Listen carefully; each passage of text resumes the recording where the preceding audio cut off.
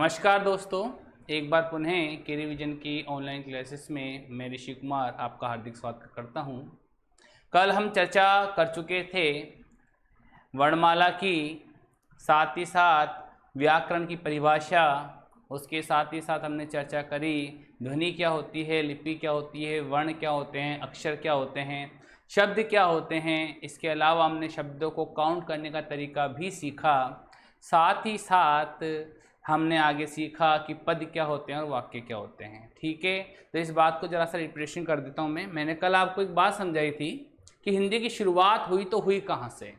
तो हिंदी की शुरुआत आपने देखा था, ईरान एक देश है जो पर्शिया के नाम से प्रसिद्ध था पुराने समय में, लेकिन वर्तमान में वो ईरान कहलाता है और वहाँ के रहने वाले लोग कहलाए ईरानी। ईरानी को ही करते थे पारसी, और पारसी से बना है फारसी, क्योंकि मैंने आपको बताया था कि ईरान के रहने वाले लोग हैं वो स को ह पढ़ा करते थे।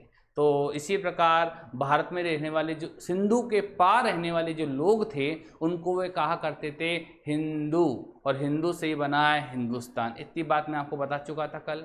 साथ ही साथ मैंने आपको बताया था कि मोटे रूप से हम भारतीय जो भाषा है इसको 3 भागों में बांट सकते हैं, प्राचीन, मध्य और आधुनिक।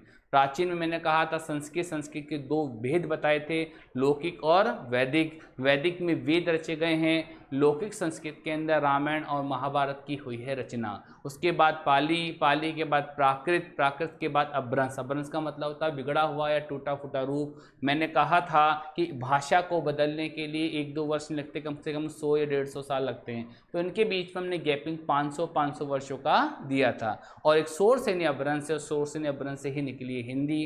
कहने का तात्पर्य है कि संस्कृत प्राचीन भाषा है, उसकी उत्तराधिकारिणी कौन सी भाषा बनी? हिंदी, जो हमारे सामने वर्तमान स्वरूप उसका प्रचलित है। एक बात और, जब हिंदी 1900 इसी प्रकार 11 सितंबर से लेकर 14 सितंबर तक 4 दिन तक बहस चली संविधान सभा में, और 14 सितंबर 1949 को संविधान सभा में हिंदी को राजभाषा के रूप के अंदर ग्रहण किया गया। साथ ही साथ हमारे संविधान की भाग संख्या 17 के अध्याय 1 में अनुच्छेद 343 से 351 तक संविधान सभा में हिंदी भाषा को किस प्रकार संवर्धित किया जाएगा, संरक्षित किया जाएगा, इन सारे प्रावधान 343 से लेकर 351 तक के अनुच्छेदों में लिखा गया है। इसके अलावा आपको पता चल गया कि हमारी जो हिंदी भाषा है वो हिंदी दिवस कब बनाया जाता है? 14 सितंबर को। ठीक बात है। लेकिन अगर मैं प्रश्न आपसे पूछूं कि राजस्थानी भाषा दिवस कब बनाया जाता है, तो राजस्थानी भाषा दिवस बनाया जाता है 21 फरवरी को। कौन सी फरवरी को? 21 फरवरी को राजस्थानी भाषा दिवस। यहाँ तक भी हम चर्चा कर चुके थे। फिर मैंने कल आपको बताया वर्णमाला क्या है, तो हमने चर्चा करी थी किसी भाषा की जो मूल ध्वनियाँ हैं उसके व्यवस्थित समूह को वर्णमाला कहते हैं। मैंने कहा था विश्व की 3000 भाषा हैं, और 3000 भाषा को 13 भाषा परिवारों में विभक्त किया गया है, और भारूपी परिवार से हमारी हिंदी निकलती है। ऐसा ही मैंने आपको कल बताया था। तो किसी भाषा की जो मूल ध्वनि है उसके वैसे समूह को वर्णमाला कहते हैं। हमने बात करी व्याकरण की। व्याकरण क्या है इस पर भी चर्चा कर चुके थे कि व्याकरण का शाब्दिक अर्थ होता है विश्लेषण करना, भली भांति समझना। भली भांति हम समझ जाते हैं किसी भाषा को तो हम उससे अच्छी तरह पढ़ सकते हैं, लिख सकते हैं और बोल सकते हैं। मैंने कहा था ध्वनि क्या है, एक बहुत सिंपल सी बात, जहाँ कोई भी चीज़ अलिखित रूप में हो तो वह ध्वनि कहलाती है, और जब ध्वनि को लिख लेते हैं लिपि के अंदर तो लिपि कहलाएगी, और उनको वर्णों में लिखा जाएगा। लिपि क्या, वही बता दी थी मैंने आपको कि प्रत्येक ध्वनि का निश्चित संकेत चिन्ह और निश्चित आकृति होती है जिसमें उस ध्वनि या वर्ण को लिपिबद्ध किया जाता है। हम फिर चर्चा करी थी वर्ण की। मैंने कहा भाषा की सबसे छोटी इकाई ध्वनि है, और ध्वनि को ही वर्ण कहा जाता है। एक और परिभाषा कि भाषा की सबसे छोटी इकाई, इसके खंड मतलब टुकड़े नहीं हो सकते हैं, उन्हें भी क्या कह सकते हैं? वर्ण कह सकते हैं। मैंने चर्चा कर ली थी आपके सामने। और इसके बाद हमने बात करी अक्षर की। अक्षर का मतलब क्या होता है? जिसका अंत किससे हो? स्वर से हो, यानी जितने भी व्यंजन हैं वो सारे के सारे स्वर हैं, क्योंकि बिना स्वर की सहायता से आप किसी भी व्यंजन का उच्चारण नहीं कर सकते हैं। अक्षर से मिलके बनते हैं शब्द। मैंने आपको शब्द को काउंट करना बताया था, एक शब्द को कैसे काउंट किया जाता है। अगर एक ही शिरोरेखा रेखा से जुड़ा हुआ शब्द है तो एक शब्द ही काउंट होगा, अगर दोनों के बीच में योजक चिन्ह लगा है तो भी एक काउंट होगा, साथ ही साथ अगर कोष्टक लगा हुआ हो तो वो भी शब्द एक ही काउंट होता है। शब्दों से मिलके बनते हैं पद। पद बड़ा महत्वपूर्ण था, मैंने आपको बताया था पद किसे कहते हैं। मैंने आपको कहा था जब किसी स्वतंत्र शब्द का प्रयोग वाक्य में किया जाता है तो वह रूप बन जाता है पद। राम पुस्तक पढ़ता है, उदाहरण आपके सामने था, तो मैंने आपको एक बात कही थी, राम पुस्तक पढ़ता है, तो राम एक तरह के स्वतंत्र शब्द है। कब? जब वह वाक्य से बाहर है। लेकिन जब उसी स्वतंत्र शब्द का प्रयोग आप वाक्य में कर देते हो तो वह रूप बन जाता है पद। तो राम यहाँ पे कर्ता पद था, ऐसा मैंने आपको बता दिया था। एक बहुत मोस्ट इंपॉर्टेंट बात कि जब किसी स्वतंत्र शब्द के साथ उसके संबंध सूचक शब्द यानी का, के, की, ये संबंध दर्शाने का काम करते हैं, अगर ये शब्द जोड़ दिए जाते हैं तो वह रूप भी पद का काम करते हैं। मैंने कहा लड़की का चश्मा गिर गया, तो आपसे पूछे भी कर्ता पद कौन है? चश्मा है या लड़का है? तो नहीं, आप पूरा का पूरा बोलेंगे कि सर लड़के का चश्मा, द गॉगल ऑफ बॉय। यहाँ पे अंग्रेजी में इस प्रकार सेंटेंस बनेगा, लड़की का चश्मा पूरा का पूरा कौन सा पद है? कर्ता। और पदों से मिलके क्या बनता है? वाक्य। वाक्य में दो चीज़ों का होना अनिवार्य है, कर्ता और क्रिया। बिना कर्ता के वाक्य नहीं बनेगा और बिना क्रिया के वाक्य नहीं बनेगा। कर्ता को ही कहते हैं उद्देश्य और क्रिया को ही विधेय के नाम से जाना जाता है। ये अपनी छोटी मोटी बातें थी जो हमने आपके सामने वार्तालाप के रूप में प्रस्तुत की, और ये समराइज भी हो गया कल का जो हमने बातें समझाई थी। अब कुछ बातें हम आगे लेके चलते हैं। देखिए, अब सबसे पहले हम पढ़ेंगे देवनागरी हिंदी लिपि की वर्णमाला। क्या पढ़ेंगे? देवनागरी हिंदी लिपि की वर्णमाला। चलिए इस पर चर्चा करते हैं। मैंने आपको कल बताया था कि हिंदी हमारी कौन सी भाषा में लिखी जाती है? देवनागरी लिपि में लिखी जाती है। देवनागरी लिपि क्या है? किसी भाषा को लिखने के लिए कोई ना कोई लिपि होनी चाहिए। किसी भाषा को लिखने के लिए कोई ना कोई क्या होनी चाहिए? लिपि होनी चाहिए। जैसे मैंने आपको कहा था कि अशोक की जो अभिलेख है, शिला अभिलेख हैं, वह ब्राह्मी, खरोष्टी और माइक इन लिपि में लिखी गई हैं। उसी प्रकार हिंदी कौन सी भाषा में लिखी गई है? तो प्रश्न हमारा बनता है कि हिंदी की लिपि कौन सी है? तो आप सीधा सीधा प्रश्न का उत्तर देंगे, कौन सी लिपि है बताइए? देवनागरी लिपि। इसको हम काट देते हैं यहाँ से। कौन सी है? देवनागरी लिपि। देवनागरी लिपि, ठीक है। अब चर्चा करते हैं देवनागरी लिपि होती क्या है। देवनागरी लिपि होती क्या है? देखिए, देवनागरी लिपि क्या लिखा हुआ है? देवनागरी हिंदी लिपि की वर्णमाला। देवनागरी हिंदी लिपि में मूल वर्णों की संख्या 44 है। सबसे पहले प्रश्न ये बनता है, देवनागरी हिंदी लिपि में मूल वर्णों की संख्या कितनी? देखिए, चर्चा हो रही है मूल वर्णों की संख्या। प्रश्न सीधा सीधा आता है, कई बार पहले आता था, आजकल किस प्रकार के प्रश्न नहीं पूछे जाते हैं, लेकिन पहले आता था देवनागरी हिंदी लिपि में मूल वर्णों की संख्या कितनी है? कहीं 44 होता, कहीं 46 होता, कहीं 48 होता। तो बच्चे कन्फ्यूजन होते सर 46 से 48 से क्या है? तो जैसा प्रश्न वैसा हमें क्या देना? उत्तर देना है। प्रश्न आपके सामने है कि देवनागरी हिंदी लिपि में मूल वर्णों की संख्या कितनी है? 44 है, जिनमें आपको 11 स्वर और 33 व्यंजन देखने को मिलेंगे। यानी हम बात करें मूल कितने हैं, देखिए अलग बने होंगे, दूसरे वर्ण इनसे ही मिलकर बने होंगे, लेकिन मूल की चर्चा कर रहे हैं तो मूल कितने हैं? 11 स्वर हैं और 33 क्या हैं? व्यंजन हैं। और अगर बात करें वर्तमान में, तो वर्तमान में कुल 52 वर्णों ध्वनियों का क्या हो रहा है? प्रयोग किया जाता है। तो प्रश्न अगर आपके सामने आए कि मूल वर्णों की संख्या कितनी है, अगर आपके सामने प्रश्न आए कि वर्तमान में हिंदी वर्णमाला देवनागरी लिपि में मूल वर्णों की संख्या आपसे पूछे, मूल वर्णों की संख्या, प्रश्न जैसा वैसा का हमें क्या देना? उत्तर। तो आप सीधा सीधा उत्तर क्या देंगे बताइए? मूल वर्णों की संख्या कितनी है? 44 है। लेकिन अगर प्रश्न इस प्रकार का आए कि वर्तमान में कुल वर्णों की संख्या, कुल वर्ण, देखिए कुल और मूल, कुल वर्णों की संख्या, अगर इस प्रकार का प्रश्न आए कुल वर्णों की संख्या, तो कुल वर्ण कितने हैं? कुल वर्ण है हमारे सामने कितने? 52। बहुत सिंपल सा प्रश्न आपके सामने हो गया, क्लियर हो गई है। कौन कौन से अभी हम चर्चा करते हैं, 1 मिनट पहले यहाँ पे चर्चा करते हैं। मैंने कहा मूल वर्णों की संख्या कितनी है? 44। और टोटल कितने वर्ण हैं आपके सामने? 52। और 44 में भी कौन कौन से? स्वर और व्यंजन। स्वर कितने हैं? 11। व्यंजन कितने हैं? 33। एक बात मैंने आपको पहले कही थी कि वर्ण कितने प्रकार के होते हैं? वर्ण 2 प्रकार के होते हैं, स्वर और व्यंजन। स्वर और व्यंजन को ही हम क्या कह सकते हैं? वर्ण कहते हैं। जैसे अंग्रेजी में शब्द आता है अल्फ़ाबेट। अल्फ़ाबेट कितने होते हैं? 26 हैं। उसमें आप कॉन्सोनेंट पढ़ते हैं यानी व्यंजन पढ़ते हैं, साथ ही साथ वोवल्स यानी स्वर पढ़ते हैं। चलिए हम आगे चलते हैं, यहाँ तक आपको क्लियर है? देखिए अभी अभी मैंने कहा कि देवनागरी हिंदी लिपि में मूल वर्णों की संख्या कितनी है? 44 है, जिनमें 11 स्वर है, 33 व्यंजन है। और टोटल वर्णों की बात करें, कुल वर्णों की बात करें तो कुल वर्ण कितने हैं? 52 हैं। वह कैसे हैं इस पर हम चर्चा करते हैं।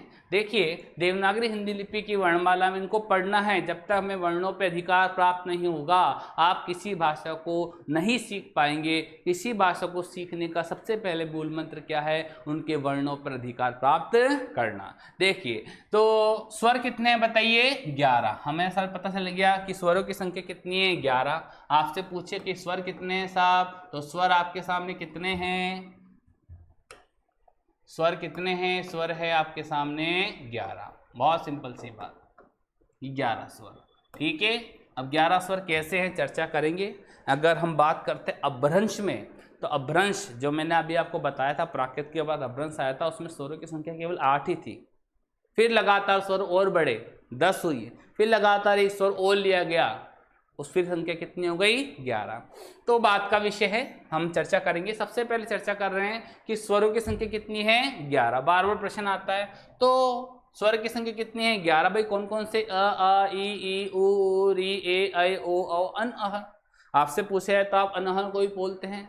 मैं कहता हूं नहीं भैया, अन अह स्वर नहीं है। क्यों नहीं है? किस पे चर्चा हम बाद में करेंगे। जब नहीं है तो मैंने इसका एक अलग नामकरण कर दिया, और अलग नामकरण क्या कर दिया? अयोग वाह। क्या नामकरण करा बताइए? अयोग वाह। इस बात को समझिए आप, अयोग वाह क्या? अयोग वाह का मतलब अ माने होता नहीं, योग माने मिलना, वहाँ मतलब वहन करना। यानी ये स्वर के साथ नहीं मिलेंगे, ना ही व्यंजन के साथ मिलेंगे। जब हमने इसका तीसरा नामकरण कर दिया, अर्थात ये ना पुरुष है ना महिला है, तो थर्ड जेंडर है, तो थर्ड जेंडर का थर्ड जेंडर नामकरण होता है। इसी प्रकार हमने इसका नामकरण क्या कर दिया? अयोग वहा। कैसे करा चर्चा बाद में करेंगे। कितने हैं? ये 2 है। अन और अह कितने हैं भैया? 2। इसके अलावा अगर बात करें व्यंजन, तो व्यंजन आपके सामने लिखे हुए ही हैं। मैं इसको वापस रिपीट कर रहा हूं। कितने हैं व्यंजन बताइए? 33। क ख ग घ अंग। ठीक है, फिर आता है च छ ज झ इये। फिर आता है ट ठ ड ढ ण। फिर आता है त थ द ध न। फिर आता है प फ ब भ म। ये स्पर्श व्यंजन कहलाते हैं, 25 के 25। इसके अलावा 4 पुष्प व्यंजन कहलाते हैं, श श स ह। और 4 अंतस्थ व्यंजन कहलाते हैं, य र ल और व। ये चारों के चारों, यानी टोटल हम बात करें 25 और 8 कितने होंगे? 33। मैं बाद में लिखवा दूंगा, अभी जनरली मैंने आपको बोल के सिर्फ बता दिया है। तो ये 33 व्यंजन। ठीक है, मूल तो कितने हैं? 11 और 33 ही है। आप सोचने वाली बात है कि मूल 11 है, जो मूल 11 में एक स्वर आता है कौन सा? अ। आप बताइए, अ से थी तो क्या बना होगा? अन बना होगा। और अ से क्या मिलके बना होगा? अह बना होगा। यानी हम मूल पे पकड़े तो मूल क्या है? अ। हाँ या ना? बात समझ में आ रही है नहीं आ रही है आपको? मूल क्या है बताइए? अ से मिलके अन बना, अ से मिलके अ बना। हम मूल की बात करें तो मूल कितने हैं? 11 ही है। और अगर व्यंजन की बात करें तो यहाँ पे व्यंजन कितने हैं? 33 से। इसके अलावा एक व्यंजन है द्विगुणी व्यंजन। देखो नाम से स्पष्ट है, द्वि का मतलब क्या होता है? 2, और गुणी का मतलब क्या होता है? गुण। भैया कितने गुण हैं इसमें? इस व्यंजन में 2 गुण हैं। अब 2 गुण कौन कौन से हैं इस पर चर्चा कर लेते हैं।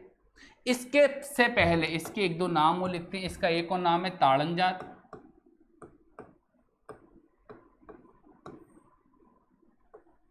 इसका एक और नाम है उच्छिप्त व्यंजन। कई बार पहले पूछते थे पटवारी में, उत्क्षिप्त व्यंजन या उत्क्षिप्त। बात देखिए चर्चा हम कर चुके हैं कि ताड़नजात उत्क्षिप्त। उत्क्षिप्त का मतलब क्या होता है? उत्क्षिप्त का मतलब होता है फेंका हुआ। क्या हुआ? फेंका हुआ। इसको फेंकना या उछालना, हम किस चीज़ को बच्चा होता है फेंक देता है या उछाल देता है, तो फेंकना या उछालना सिंपल सी बात है। ताड़न का मतलब ये होता है ताड़ देना यानी बाहर भगा देना। और द्विगुणी का तो मैंने अर्थ आपको बता ही दिया। द्विगुणी का मतलब क्या होता है? जिसमें कितने गुण हों? 2 गुण हों। अब आप इस बात को सिद्ध करते हैं कि शायद उत्क्षिप्त है, ताड़न जात है, द्विगुणी नाम पड़ा था, क्यों पड़ा। इस बात को आप बहुत अच्छी तरह समझे और इसके पीछे 3-4 फैक्ट भी बताऊंगा, उसको भी आपको समझ लेना है वर्बली। देखिए द्विगुणी क्यों? क्योंकि पहला एक व्यंजन आता है, आपने इस व्यंजन 33 व्यंजन में की लाइन आती है ट की, ट ठ ड ढ, ड और ढ।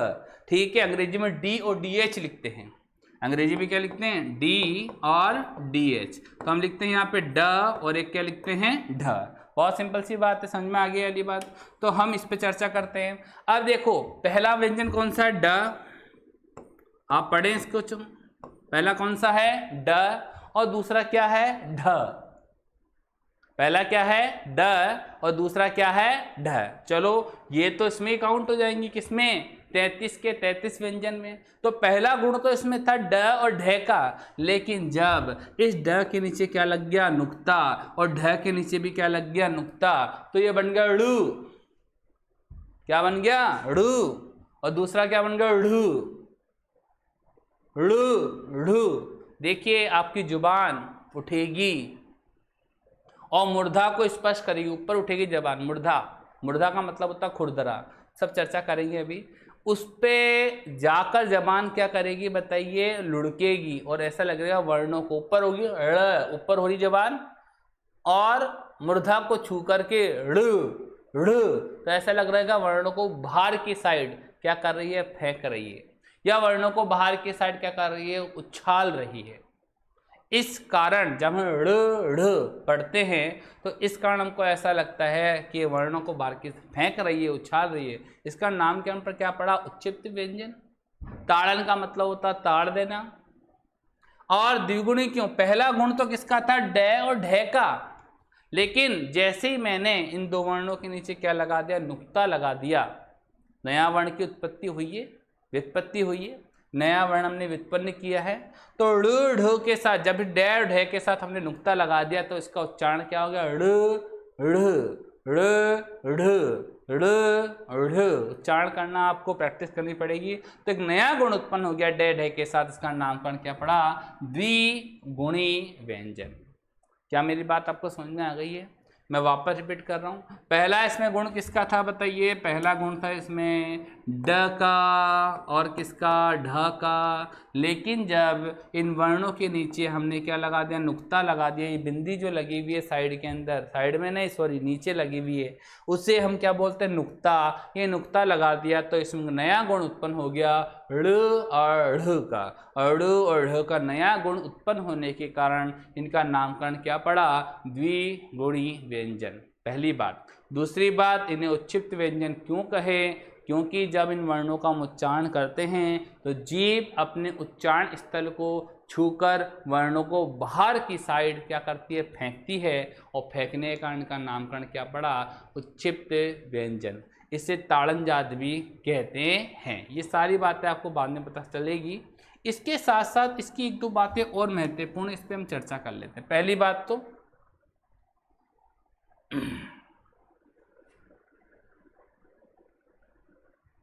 पहली बात तो देखिए बहुत इंपॉर्टेंट बात, मैं आपसे पूछता हूं कौन सा राइट है? चलो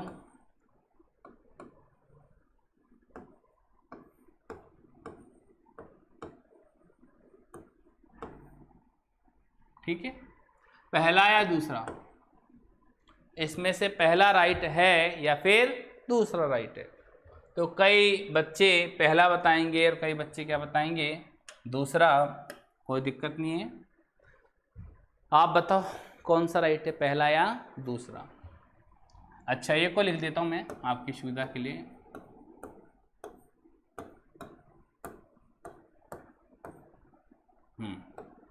इसमें पहला या दूसरा?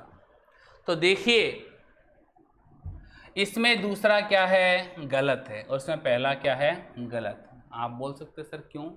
तो नियम क्या बना, नियम बना कि भाई इन दो वर्णों से ड़ और ढ से स्टार्ट होने वाला हिंदी भाषा में कोई भी शब्द नहीं है। हिंदी भाषा में कोई शब्द ही नहीं है। स्टार्टिंग की बात मैं कर रहा हूं, स्टार्ट होने वाला। क्योंकि अगर इसको पता है ढक्कन, डी डी डी और डी एच, मैंने भी बताया आपको, ढक्कन, और उसको ढ़ पढ़ते हैं, ढक्कन, ढक्कन, उच्चारण गलत हो जाएगा।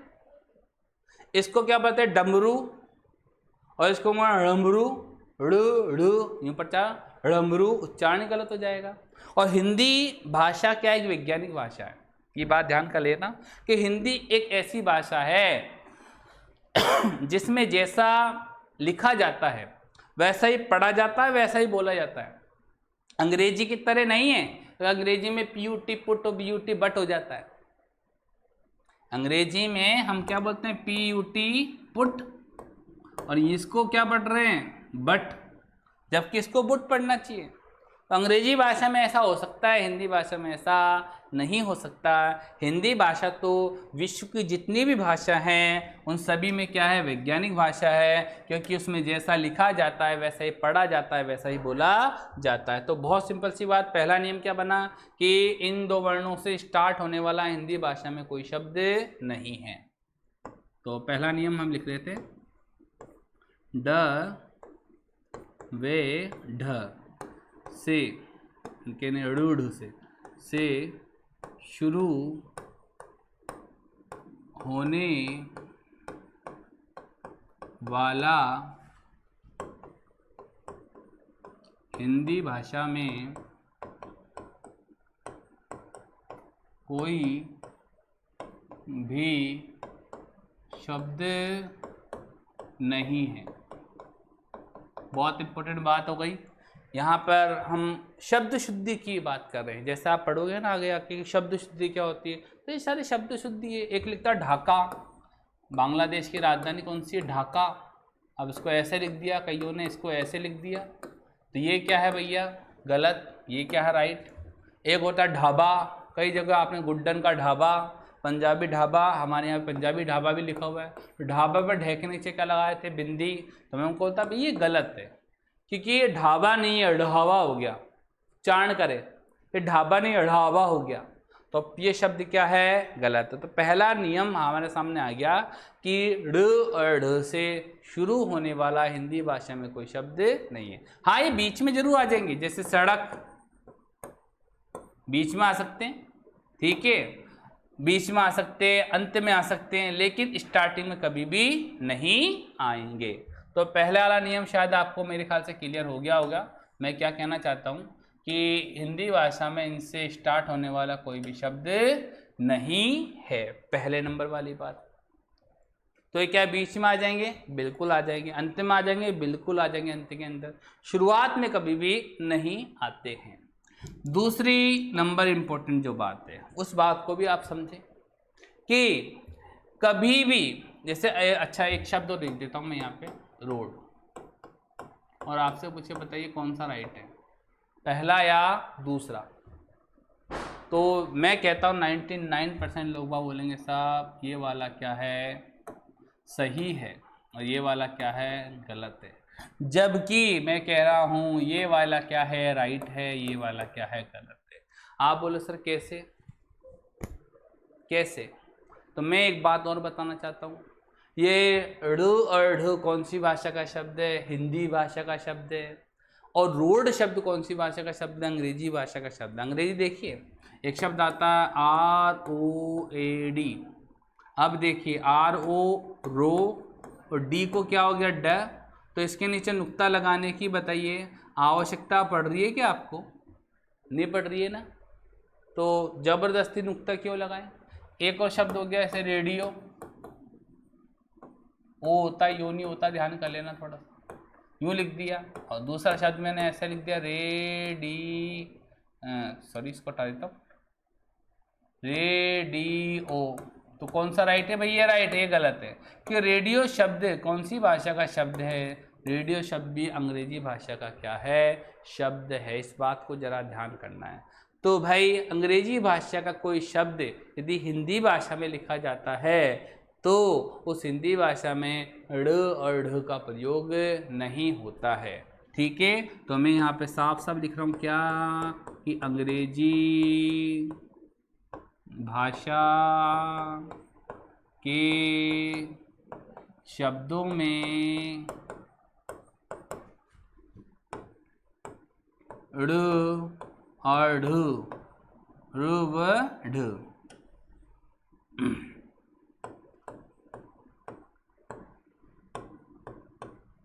का प्रयोग नहीं होता है। इस बात को भी आपको ध्यान करनी है कि अंग्रेजी भाषा के शब्दों में ड और ढ का प्रयोग नहीं होता है। अंग्रेजी भाषा के शब्द किस में लिखेंगे, जब हिंदी भाषा में लिखेंगे। जैसे उदाहरण लिख लो, जैसे इसमें रोड गलत, एक उदाहरण लिख लो ताकि दिमाग में ये बात रह जाए। इसके अलावा कई शब्द हैं, जैसे पंडित है तो पंडित में बिंदी आएगी नहीं आएगी, दिमाग में एक बात आनी चाहिए।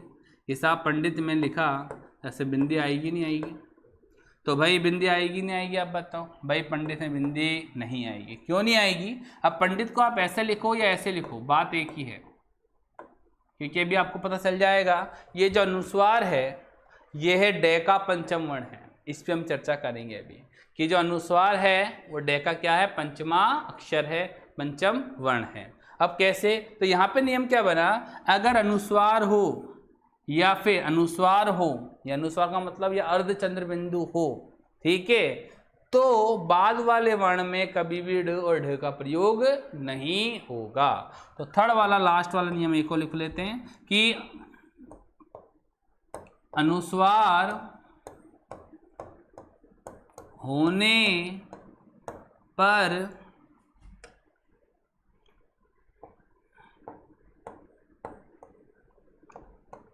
बाद वाले वर्ण में ऋ ढ का प्रयोग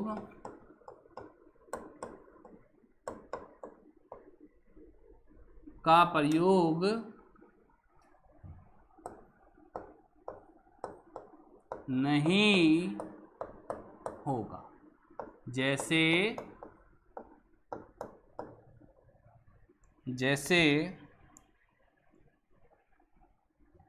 पंडित, ठीक है, ये भी पंडित, यहाँ पे अगर अनुस्वार लगा दो ये भी क्या है, पंडित। ये दोनों क्या है, गलत। राइट क्या है, पंडित। ये क्या कर लेते हैं, राइट। तो ड़ और ढ पे हमने 3 चर्चा कर ली बहुत अच्छी तरह। इस बात को समझ लेना कि पहली बात कि ड़ और ढ से स्टार्ट होने वाला हिंदी भाषा में कोई शब्द नहीं है, ये बीच में आ जाएंगे, अंत में आ जाएंगे। जैसे शब्द लिख दिया मैंने, मान लीजिए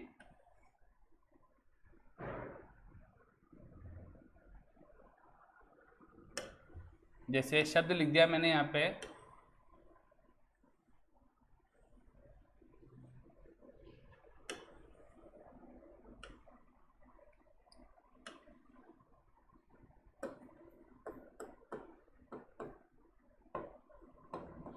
ये शब्द लिख दिया मैंने यहाँ पर, मान लीजिए घोड़ा। अब आप बोलो सर ये घोड़ा है, और अगर मैं इस प्रकार लिखूं तो कौन सा राइट है, पहला है दूसरा? तो पहला तो है घोड़ा और दूसरा क्या है, घोड़ा। देखो ड और ड में क्या है, अंतर है। तो जहाँ डे का उच्चारण होगा वहाँ पे डे ही आएगा, जहाँ पे ड़ का उच्चारण होगा वहाँ पे ड़ ही आएगा। इस बात का ध्यान कर लेना। तो स्टार्टिंग में कभी भी नहीं आएगा, अंत में आ सकते हैं, बीच में आ सकता है, स्टार्टिंग में कभी भी बोलो नहीं आएगा। क्लियर हो गई यहाँ पे बात। अंग्रेजी भाषा के शब्द अगर हिंदी भाषा में लिखे आते हैं तो अंग्रेजी भाषा के शब्दों को हिंदी भाषा में लिखते समय भी ड़ और ढ का प्रयोग नहीं होता है। थर्ड नंबर वाली बात, अनुस्वार होने पर, यानी पहले वाले वर्ण में अगर अनुस्वार है तो अनुस्वार होने के पर बाद वाले वर्ण में ड़ और ढ का प्रयोग नहीं होता है। ऐसे पंडित लिखते हैं तो आप डे के नीचे नुक्ता नहीं लगाएंगे, क्योंकि पहले वाले वर्ण में अनुस्वार है, अनुस्वार ही पंचम वर्ण भी होता है किसका, इस प्रकार जैसे मैंने आपको समझा दिया है। तो क्लियर हो गई यहाँ तक बातें, हम आगे चलते हैं। लास्ट जो बात रहेगी कौन सी है, संयुक्त अक्षर। संयुक्त का मतलब क्या होता है, सम धन युक्त से बना। युक्त का मतलब क्या होता है, जोड़ना।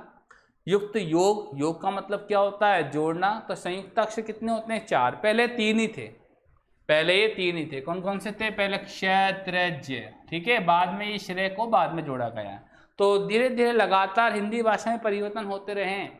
हिंदी भाषा कोई एक दिन में नहीं बनी है, लगातार इसमें आमूलचूल परिवर्तन होते रहे हैं, लगातार, ठीक है। 1956 तक के अंदर आप परिवर्तन देखते मिलेंगे, और आज भी परिवर्तन होते रहते हैं। कई अमानक वर्ण हैं, ठीक है, जैसे आप झ इस प्रकार बनाते थे, पहले पता होना चाहिए आपको। अब झ का बनाने का तरीका इस प्रकार हो गया। छः पहले इस प्रकार बनाते थे, अब छः बनाने का तरीका इस प्रकार हो गया। तो कई अमानक वर्ण हैं जिनको हमने मानक बना दिए, धीरे धीरे परिवर्तन हुआ है। तो कहने का तात्पर्य यह है, संयुक्त अक्षर कितने, 4। अब टोटल की हम चर्चा कर लेते हैं। तो टोटल पे देखो चर्चा करते हैं तो आप देख सकते हैं टोटल पे चर्चा कितने हो गए, 52, ठीक है। तो यहाँ पे हमने चर्चा कर ली, इसको आप उतार लेना बाद में कि स्वर कितने होते हैं, 11। अयोग वाक् कितने हैं, 2, अन और अह। व्यंजन कितने हैं, टोटल 33। ये द्विगुणी व्यंजन इनमें से ही मिलकर बने, तो मूल तो है ही नहीं, मूल तो कितने हैं, 44। और इन द्विगुणी व्यंजन के 2 नाम और, उच्छिप्त व्यंजन या फिर ताड़नजात। द्विगुणी व्यंजन उच्छेद का मतलब होता फेंका हुआ, या एक और शब्द लिखा था, बताइए क्या, उछाला हुआ, ठीक है। इसके अलावा संयुक्त अक्षर कितने हैं, 4। तो आप देखते हैं 11, 2, 33, 2, 4 प्लस 4 कितने हो गए, बताइए 52। तो प्रश्न आपके सामने बहुत सिंपल सा आएगा। संयुक्त अक्षर कितने हैं भैया, 4। मूल स्वर कितने हैं भैया, 11। व्यंजन कितने हैं, 33। अयोगवा कितने हैं, 2। और द्विगुणी व्यंजन कितने हैं, 2। चलिए यहाँ तक मैं सोचता हूँ आपको ये वाली बात बहुत अच्छी तरह क्लियर हो गई होगी।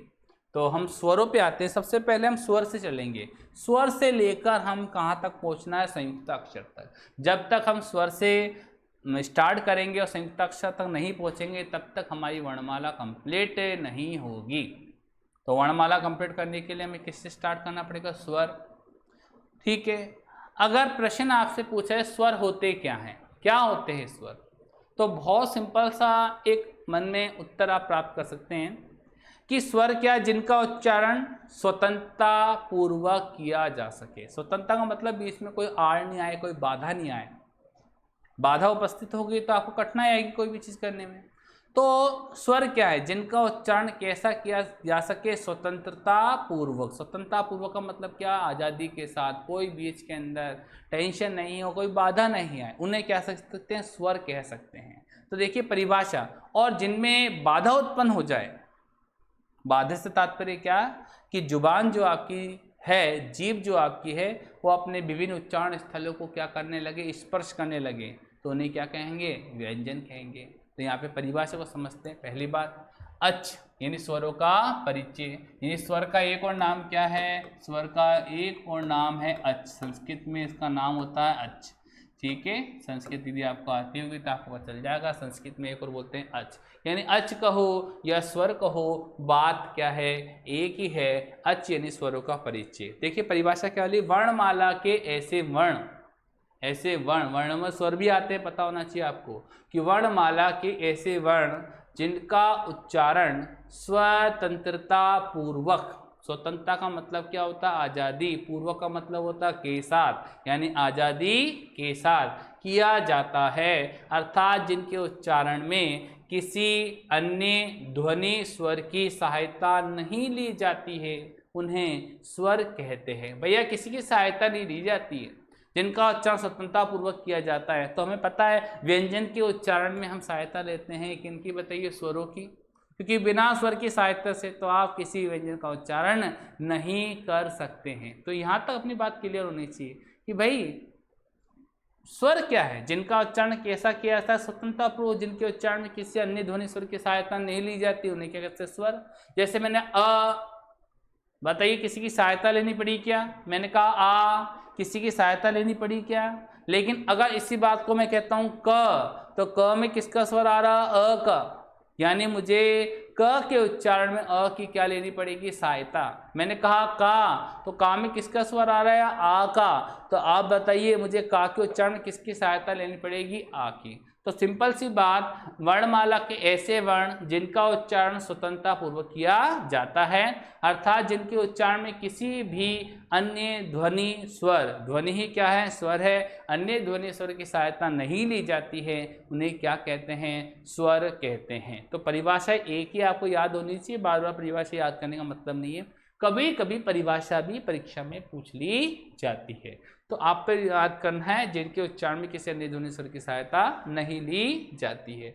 या एक और परिभाषा बोल दी कि वर्णमाला के ऐसे वर्ण जिनके उच्चारण में फेफड़ों, हवा हमारे कहाँ बढ़ती है, फेफड़ों, फेफड़ों से उठने वाली हवा मुख द्वार से सीधी बाहर निकल जाती है। अब भैया सीधी बाहर निकल जाएगी, मान लीजिए आपको रास्ता पार करना है और बीच में कोई फाटक नहीं है, तो फाटक तो अवरोध है, बाधा है, और फाटक नहीं है तो आप सीधे निकल जाओगे, नहीं निकल जाओगे। उसी प्रकार फेफड़ों से उठने वाली हवा मुख द्वार से सीधी क्या निकल जाती है, बाहर निकल जाती है, अर्थात जीभ या जीभा मुख के उच्चारण स्थलों को स्पर्श नहीं करती है, तो उन्हें क्या करते हैं, स्वर कहते हैं। जीभ या जीवा मुख के उच्चारण स्थलों को स्पर्श नहीं करती है, या करते हैं, करती है, करती है, कर लो, करती है,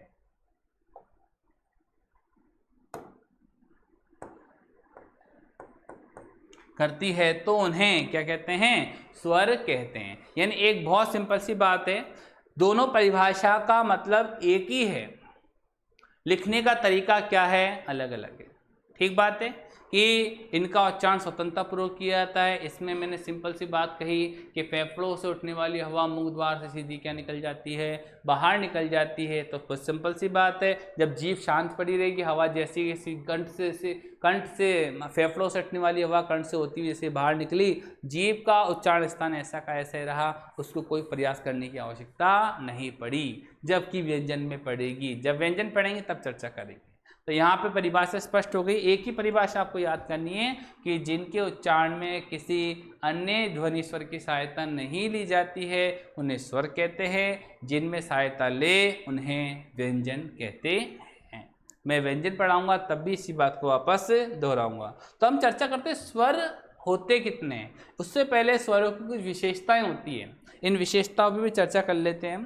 तो हालांकि सब वर्बली समझाने का टॉपिक है, फिर भी लिख दिया तो मैं इसको समझा देता हूँ कि स्वरों की विशेषताएं क्या होती है। पहले नंबर विशेषता, स्वरों के उच्चारण में मुख द्वार सदैव खुला हुआ रहता है। स्वरों के उच्चारण में मुख द्वार सदैव क्या रहता है, खुला हुआ रहता है, अर्थात होंठ परस्पर स्पर्श नहीं करते हैं, जबकि व्यंजनों में करते हैं। पहले नंबर वाली बात बहुत अच्छी तरह समझो भैया। पहला क्या कहता है, पहली लाइन कहती है कि जब जब आप स्वरों का उच्चारण करते हैं तो स्वरों के उच्चारण में आपका जो मुख द्वार है वो सदैव खुला हुआ रहता है। भाई इससे तात्पर्य क्या है, इससे तात्पर्य है कि आपके दोनों होंठ परस्पर स्पर्श नहीं करते हैं। आप बोलो सर कैसे, तो देखिए मैं बोलता हूँ आ ई ऊ री ए ऐ ओ औ, बताइए क्या मेरे दोनों होंठ आपस में स्पर्श किए क्या? आप कहेंगे सर नहीं किए। तो व्यंजनों में करते हैं, बिल्कुल। सर कौन से वर्ण में करते हैं? तो आप प वर्ण का उच्चारण करें, प फ ब भ म। बच्चा जब 1 साल का होने लगता है ना, वैसे तो बच्चा 18 महीने में 2-2 शब्दों को मिला के बोलना स्टार्ट कर देता है। ये हमारे मनोविज्ञान का नियम कहता है, जब हम बच्चों पे मनोविज्ञान पढ़ते हैं, साइकोलॉजी पढ़ते हैं। लेकिन जब बच्चा पहली बार क्या बोलता है, माँ, माँ बोलने से क्या, लब से लब, यानी दोनों होठ परस्पर क्या करते हैं, स्पर्श करते हैं। तो एक बार ऐसा ही में क्वेश्चन आया था, यदि आपके नीचे के होठ काट दिए जाए तो आप किस वर्ग का उच्चारण नहीं कर पाएंगे। तो बहुत सिंपल सी बात है, नीचे की ओर काट दो, उच्चारण स्थान होगा ही नहीं, यानी प वर्ग का उच्चारण स्थान नहीं कर सकते हैं, प नहीं बोला जाएगा। तो बहुत सिंपल सी बात समझ में आ गई होगी शायद आपको कि स्वरों में मुखद्वार कैसा रहता है, खुला हुआ रहता है, और व्यंजनों में क्या होते हैं, होठ परस्पर स्पर्श करते हैं। भाई कौन से वर्ग में करते हैं, प वर्ग में करते हैं, इसका उत्तर मिल गया और प्रश्न मैंने आपको बता दिया। दूसरी बात क्या कहता है कि स्वरों का उच्चारण देर तक किया जा सकता है जबकि व्यंजनों का नहीं। भाई स्वरों का उच्चारण देर तक किया जा सकता है, व्यंजनों का, इसका मतलब क्या हो गया, मुझे पता है, क्या पता है कि स्वरों के उच्चारण में सहायता लेनी पड़ती है, बताइए किसकी, व्यंजनों की, सॉरी व्यंजनों के उच्चारण में सहायता लेनी पड़ती है किनकी, भाई स्वरों की, कि बिना स्वर की सहायता से हम किसी व्यंजन का उच्चारण नहीं कर सकते हैं। तो व्यंजनों का उच्चारण देर तक नहीं किया जा सकता है जबकि स्वरों का किया जा सकता है। आप कहो कैसे, मैं बोलता हूँ देखिए लंबा हो गया, अब मैंने क, तो क में क्या लंबा हुआ, क हुआ या अ हुआ, अ ही हुआ, क तो नहीं हुआ, यानी क क्या है, व्यंजन, और उसमें क्या स्वर जुड़ा हुआ है, अ। तो यहां पर हम बात का, अब देखिए का में भी क्या लंबा हुआ, आ, ना कि क। तो बहुत यहाँ पे भी सिंपल सी बात है, अपनी बात को मैं शायद समझ रहे होंगे मैं क्या कहना चाहता हूँ कि जब स्वरों का उच्चारण करेंगे या व्यंजन के साथ भी उच्चारण करेंगे स्वरों को मिला के, तब भी स्वरों का उच्चारण ही लंबा होगा, व्यंजन का उच्चारण लंबा नहीं होता है। ठीक है, यहाँ तक मेरी बात क्लियर हो गई है। उसके साथ ही देखिए स्वरों के उच्चारण में जीभ उच्चारण स्थलों को अच्छी तरह से स्पर्श करती है। स्वरों के उच्चारण में जीभ उच्चारण स्थलों को अच्छी तरह स्पर्श नहीं करती है, इस बात को जानकर, नहीं करती है, जबकि व्यंजनों में करती है, इस बात को भी समझे। देखिए अभी आप उच्चारण स्थान पढ़ेंगे, मैं पढ़ाऊंगा, इसमें कंठ है, तालु है, मुर्दा है, दंत है, ओष्ठ है। ठीक है, ये 5 हमारे उच्चारण स्थान हैं, इस पर हम चर्चा भी करेंगे 2 मिनट बाद। लेकिन यहाँ पर बात आई कि भाई यहाँ पर ये क्या है कि स्वरों के उच्चारण स्थल में जीभ उच्चारण स्थल को अच्छी तरह स्पर्श करती है जबकि व्यंजनों में करती है, स्वरों में अच्छी तरह स्पर्श नहीं करती है। तो भाई कैसे, देखिए ये मैं थोड़ा सा पेंटिंग कर रहा हूँ और ये आपका गला बना दिया, ये गला है और ये मुख है, ये आपके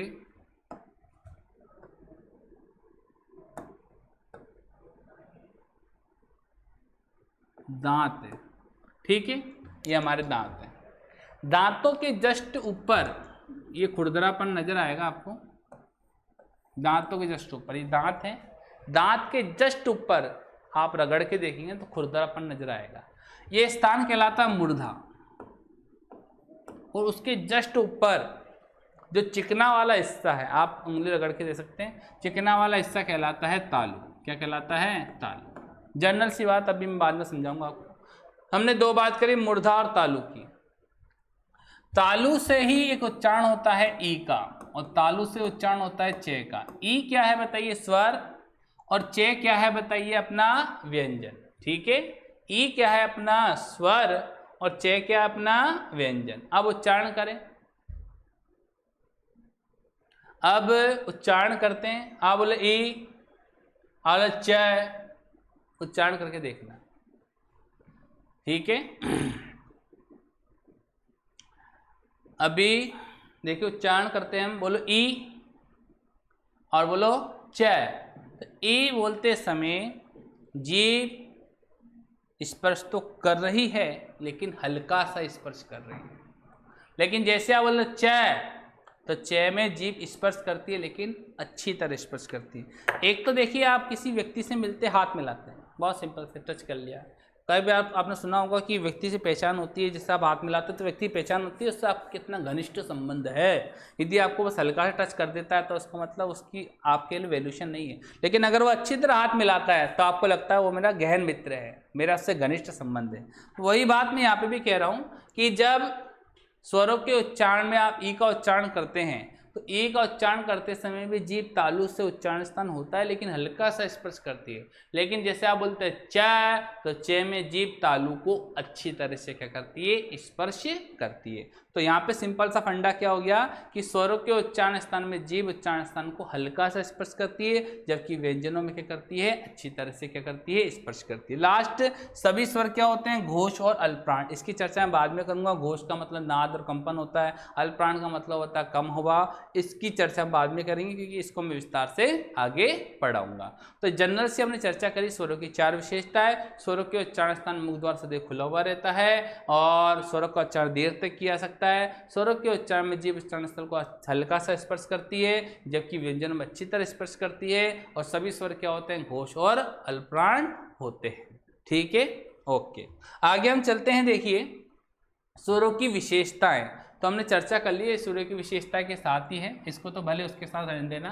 हम चर्चा करते हैं हिंदी में स्वरों की संख्या कितनी होती है। हिंदी में स्वरों की संख्या कितनी होती है, 11, ऐसा हम जान चुके हैं। लेकिन अगर आपसे प्रश्न पूछे कि हिंदी में स्वरों की संख्या 11 होती है लेकिन मात्राएं कितनी होती है, तो मात्रा कितनी होती है भैया, 10 मात्रा होती है। क्योंकि कल मैंने आपको वर्णों को काउंट करना बताया था, उसमें बताया था कि अ स्वर की कोई मात्रा नहीं होती है। अस्वर, अ तो सबके साथ ही लगा होता है, बिना अ के तो किसी का उच्चारण होगा ही नहीं। तो अ तो वैसे ही लगा होता है, तो अस्वर की कोई मात्रा नहीं होती। देखिए स्वर कितने होते हैं, 11। पहले क्या है, अ, उच्चारण करना सीखे। कई बच्चे इसको ए पढ़ते हैं, ए आ, ए नहीं अ। ए तो भैया वहां पर नजर आएगा आगे, क्या पढ़ेंगे, अ, और कंठ की ध्वनि है तो जोर किससे पड़ेगा, कंठ पे। आ बोलो अ, बहुत सिंपल सी बात। अ के बाद क्या नजर आएगा बताइए, आ, यहाँ पे भी कंठ पे जोर पड़ रहा है। फिर देखो ई, इस पे जोर ज्यादा पड़ेगा। छोटी पे कम जोर पड़ता है, बड़ी पे ज्यादा जोर पड़ता है। उच्चारण ऐसे नहीं करना, छोटी की मात्रा बड़ी की मात्रा, ये गए बचपन के दिन। अब हमें समझना अच्छी तरह, क्योंकि आप आने वाले समय में उच्च प्रतियोगिता परीक्षाओं के अंदर कंपटीशन क्लासेस में अगर अपना परफॉर्मेंस करते हैं तो उच्चारण करना आना चाहिए। ई और ई, ठीक है, उच्चारण कर। इमली, ईक, उच्चारण करके देख सकते हैं। इमली में ई पे कम जोर पड़ रहा है, ईक, इस पे ई पे क्या पड़ रहा है, ज्यादा जोर पड़ रहा है। तो ई। कई बच्चे मात्रा में कंफ्यूजन है, छोटा हुआ आएगा, बड़ा हुआ आएगा, छोटी आएगी, बड़ी आएगी। ठीक बात है। तो ये सब डिपेंड करता है उच्चारण पे। उच्चारण यदि सही है तो आपको कभी कंफ्यूजन ही नहीं होगा कि छोटी की मात्रा आएगी या बड़ी की मात्रा आएगी, छोटे ऊ की मात्रा आएगी या बड़े ऊ की मात्रा आएगी। ठीक है, तो हम सब चर्चा करेंगे। अ, आ, ई, ऊ। ठीक है, इस पे भी क्या पड़ रहा है, जोर। क्या पड़ रहा है, जोर। ठीक है, जैसे रूप, करुण, रूप पे क्या पड़ रहा है, जोर। करुण, रे पे जोर नहीं पड़ रहा। तो एक छोटा हो, एक क्या है, बड़ा हुआ है। ठीक है, एक छोटा हुआ क्या है, कोई बड़ा ऊ है। चलो तो देखिए, एक क्या हो गया, ऊ। फिर आता री। ठीक है, इस री पे भी चर्चा कर लेंगे। मैंने अभी आपको कहा था कि अभ्रंश में स्वरों की संख्या कितनी थी, 8 ही थी। फिर 2 नए स्वर पैदा हुए, अ और औ, बाद में आ गए। तो फिर स्वर कितने हो गए बताइए, 10।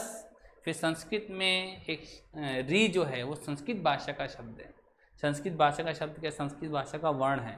तो इस री को भी हमने हिंदी भाषा में क्या कर लिया, शामिल कर लिया। और कई शब्द तत्सम तद्भव जब हम पढ़ेंगे तो कई शब्द संस्कृत भाषा के वो हिंदी भाषा में आ गए हैं, उनको यथावत भी बोला जाता है, कईयों का रूप भी परिवर्तन हो जाता है। री। फिर पढ़ते हैं ए, इसे पढ़ते हैं क्या, क्या पढ़ोगे इससे बताओ, आई नहीं, इसे आई नहीं पढ़ते, इसे पढ़ते हैं अय। लिख लेना साइड में, आई तो संस्कृत वाले बोलते हैं। ठीक है, आई नहीं। इसको देखो, मैं एक शब्द लिखता हूं यहाँ पे, बताओ क्या पढ़ोगे इससे, ऐसा नहीं, क्या पढ़ोगे, ऐसा। तो अय आ रहा है, ए अय। ओ, और देखो इसको भी क्या पढ़ते हैं, औ। इसे भी क्या पढ़ते हैं, औ। ऐ औ, ध्यान कर लेना। उच्चारण। औ नहीं पढ़ते, औ तो शक्ति कपूर कहता है, ठीक है। तो शक्ति कपूर तो मैं नहीं बनना। एक तो होता ओ, एक होता औ। बहुत सिंपल सी बात है, जिन बच्चों को छोटी छोटी बातें समझ में आती है तो वो ओ और औ में अंतर पता चल जाते हैं कि और और देखो अ ओ औ उच्चारण करना आना चाहिए आपको, क्योंकि हिंदी हमारी वैज्ञानिक भाषा है दोस्तों। मैं आपको बार बार कह रहा हूँ, मैं अगर गलत बोलूँगा तो गलत ही तो लिखोगे आप, और जब गलत लिख लिया तो गलत ही पढ़ोगे। तो हमें उच्चारण क्या करना है, शुद्ध करना है। उच्चारण शुद्ध होगा तो हम सही पढ़ेंगे, सही लिखेंगे, सही बोलेंगे। तो यहाँ पे चर्चा होगी कि स्वरों की संख्या कितनी होती है भैया। स्वरों की संख्या होती है 11। कितनी होती है? 11। कौन कौन से हो गए? अ, आ, ई, उ, री, ए, ऐ, ओ, औ। तो आपसे पूछे स्वरों की मात्राएं कितनी होती है, तो स्वरों की मात्राएं कितनी होती है? स्वरों की मात्राएं होती है 10, क्योंकि अस्वर की कोई मात्रा बताइए नहीं होती है। कभी मात्रा देखी क्या आपने इसकी, कि इसकी मात्रा लगा के साथ इसका उच्चारण नहीं, ऐसी कोई मात्रा है? आ की मात्रा बहुत सिंपल सी बात, सबको पता है। ये किसकी मात्रा? आ की। ये किसकी मात्रा है? छोटी ई की मात्रा। और ये किसकी है? बड़ी की। उच्चारण में डिपेंड करता है, की और की में अंतर नजर आएगा आपको। ये छोटा हो, ये बड़ा हो। ये मात्रा किसकी होती है? री की। ध्यान कर लेना, कई बार आपको उच्चारण करते हैं तो लिखा होता है, जैसे मैं एक शब्द लिख दिया यहाँ पे, क्या लिखा है? कृषि, करशी नहीं, क्या पढ़ेंगे? क्री, री है ना, तो उच्चारण में कृषि। एक और शब्द लिखता हूं मैं यहाँ पर, आप बच्चे इसको पढ़ते हैं क्या? पृथ्वी। मैं कहता हूँ पृथ्वी नहीं, पृथ्वी है। पृथ्वी, उच्चारण ऐसा होगा। तो ध्यान कर लेना कि इसको री उच्चारण पढ़ेंगे, ठीक है, रे नहीं पढ़ेंगे। री और रे में क्या है? अंतर है, पहली बात। तो कृषि, पृथ्वी, 2-3 उदाहरण दे दिए मैंने आपके सामने। इसी प्रकार ए की मात्रा आपको नजर आएगी 1, और ए की मात्रा कितनी होती है? 2। ए और ऐ, देखो मात्रा किनके साथ लगती है? व्यंजनों के साथ, क्योंकि वर्णों के उच्चारण में लगने वाले समय को मात्रा कहते हैं, कल मैंने आपको बताया था। तो ये मात्रा स्वरों के साथ प्रयुक्त नहीं होती, किनके साथ होती है? व्यंजनों के साथ प्रयुक्त होकर के उनके उच्चारण करने में सहायता प्रदान करती है। ए, ऐ और ओ और औ। जैसे कि यहाँ पे मैं उच्चारण करता हूँ, लिख देता हूँ यहाँ पर,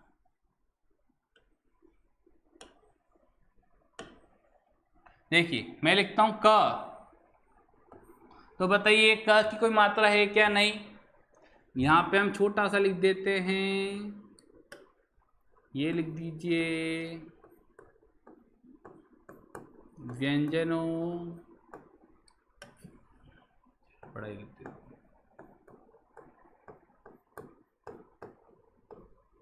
के साथ प्रयोग। व्यंजन के साथ क्या करते हैं? प्रयोग कर देते। क में क्या आएगा बताइए? का की मात्रा क्या आ रही है बताइए? राइट हैंड में। फिर क्या आ रहा है? की।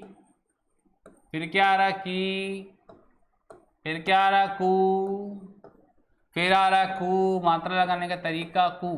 फिर क्या आ रहा है यहाँ पे? क्री, उच्चारण सन कर लेना, क्री, क्रे नहीं है, क्री। फिर क्या आता? के। अब के में मात्रा क्या आ रही? 1। यहाँ पे मात्रा नहीं है, लेकिन एक की मात्रा कितनी होती है? 1। मात्रा स्वरों के साथ तो 1 है, सॉरी यहाँ पे तो मात्रा नहीं है, और इसके साथ मात्रा 1 है। अब यहाँ पे कई के साथ मात्रा कितनी लगेगी? 2। बच्चे बड़े कन्फ्यूजन होते हैं, कई बार मुझसे प्रश्न पूछते हैं, यहाँ पे तो मात्रा 1 आ रही है, यहाँ पे 2 लगा रहे हैं। मैं कह रहा हूँ ये मात्रा स्वरों की मात्रा है, स्वर मात्रा जो है वो व्यंजन के उच्चारण करने में सहायता प्रदान करती है। फिर क्या आता है? को, और यहाँ पे क्या आ गया बताइए? कौ। तो सिंपल सी बात समझ में आ गई होगी आपको क्या कहना चाहता हूँ। मैंने व्यंजन के साथ भी क्या कर दिया? प्रयोग कर दिया। क, का, की, कू, क्री, के, कै, को, कौ।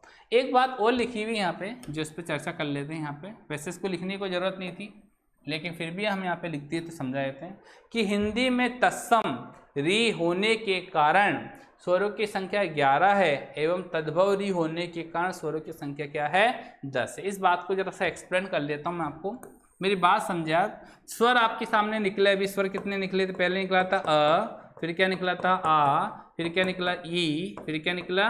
ई, फिर निकला ऊ,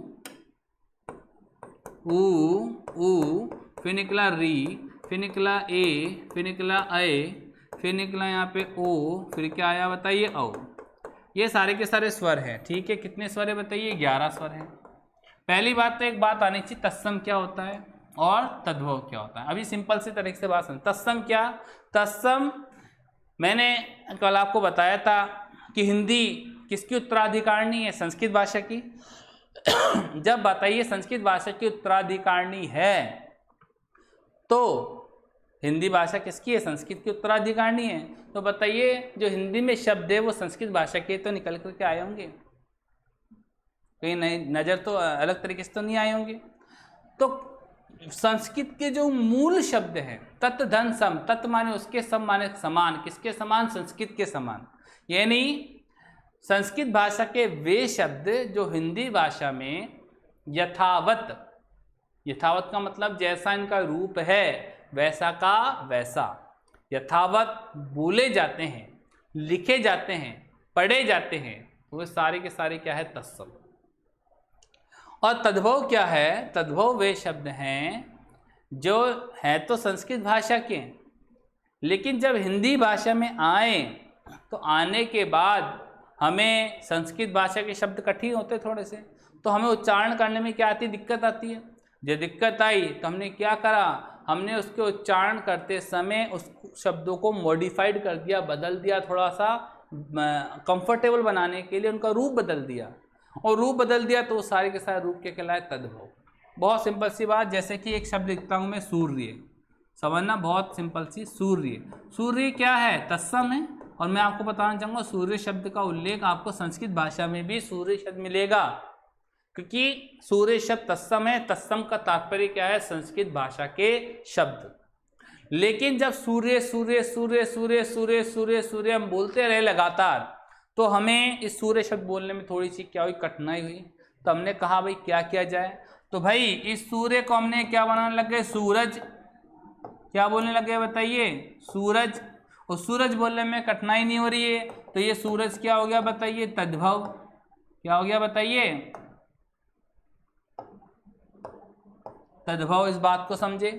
यानी बहुत सिंपल सी बात, संस्कृत के शब्द जो है वो तत्सम है, और उन्हीं संस्कृत के शब्दों को जब हिंदी भाषा में आए और हमने उन शब्दों को मॉडिफाइड कर दिया, अपने उच्चारण करने में सुविधाजनक बनाने के लिए उसको मॉडिफाइड कर दिया, रूप बदल दिया, तो सारे के सारे क्या कहलाए? तद्भव कहलाए। इसकी चर्चा भी मैं आने वाले समय में करूंगा, लेकिन जनरल से ये लाइन लिखी हुई, इसको समझाने के लिए मैंने दोनों बातें समझे, तत्सम क्या, तद्भव क्या।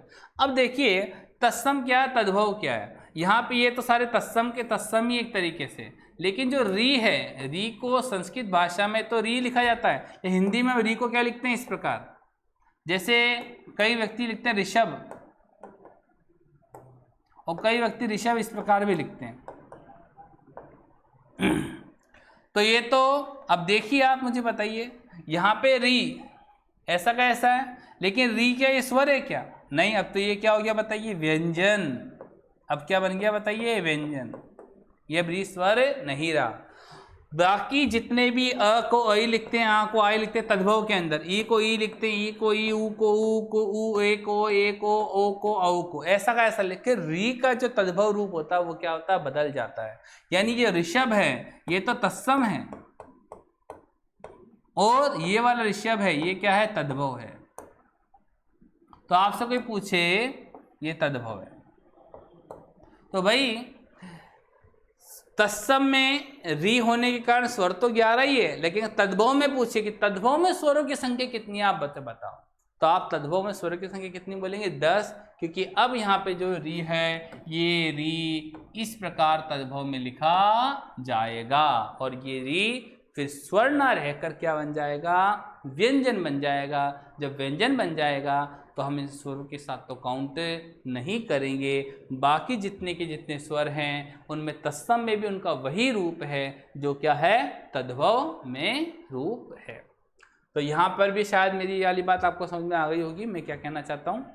तो आपसे यहाँ पे सीखा कि हिंदी में स्वर की संख्या कितनी है? 11। स्वर की मात्रा कितनी होती है? 10। यहाँ तक ये बात क्लियर हो गई होगी आपको।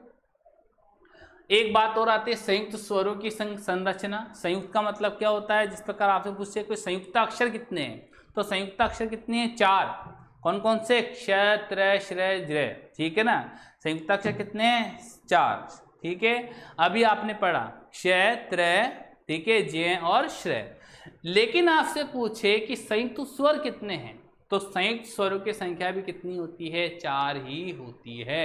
भाई कैसे? संयुक्त का मतलब ही क्या होता है, जो अन्य स्वरों के योग से मिलकर के बने। आपने संयुक्त व्यंजन ही पढ़ेंगे, वो भी तो कोई ना कोई 2 व्यंजनों से मिलकर के बने होंगे, 2 शुद्ध व्यंजनों से मिलकर बने हैं। उसी प्रकार ये भी जो संयुक्त स्वर है, ये 2 स्वरों से मिलकर क्या है, बने हैं। स्वर हमेशा शुद्धि होते हैं क्योंकि इनके नीचे हलन चिन्ह का प्रयोग नहीं किया जाता है। तो देखिए अ के बाद ई, अ ई, ठीक है। तो बताइए क्या बना, ए फर्स्ट नंबर। ये नया स्वर हमने बना दिया। मूल स्वर क्या है, अ और ई है। नए स्वर की हमने क्या करी, व्युत्पत्ति करी, ठीक है, ए। लेकिन अ के बाद ई आता, लेकिन अ के बाद जब ए आता तो क्या बनता, अ।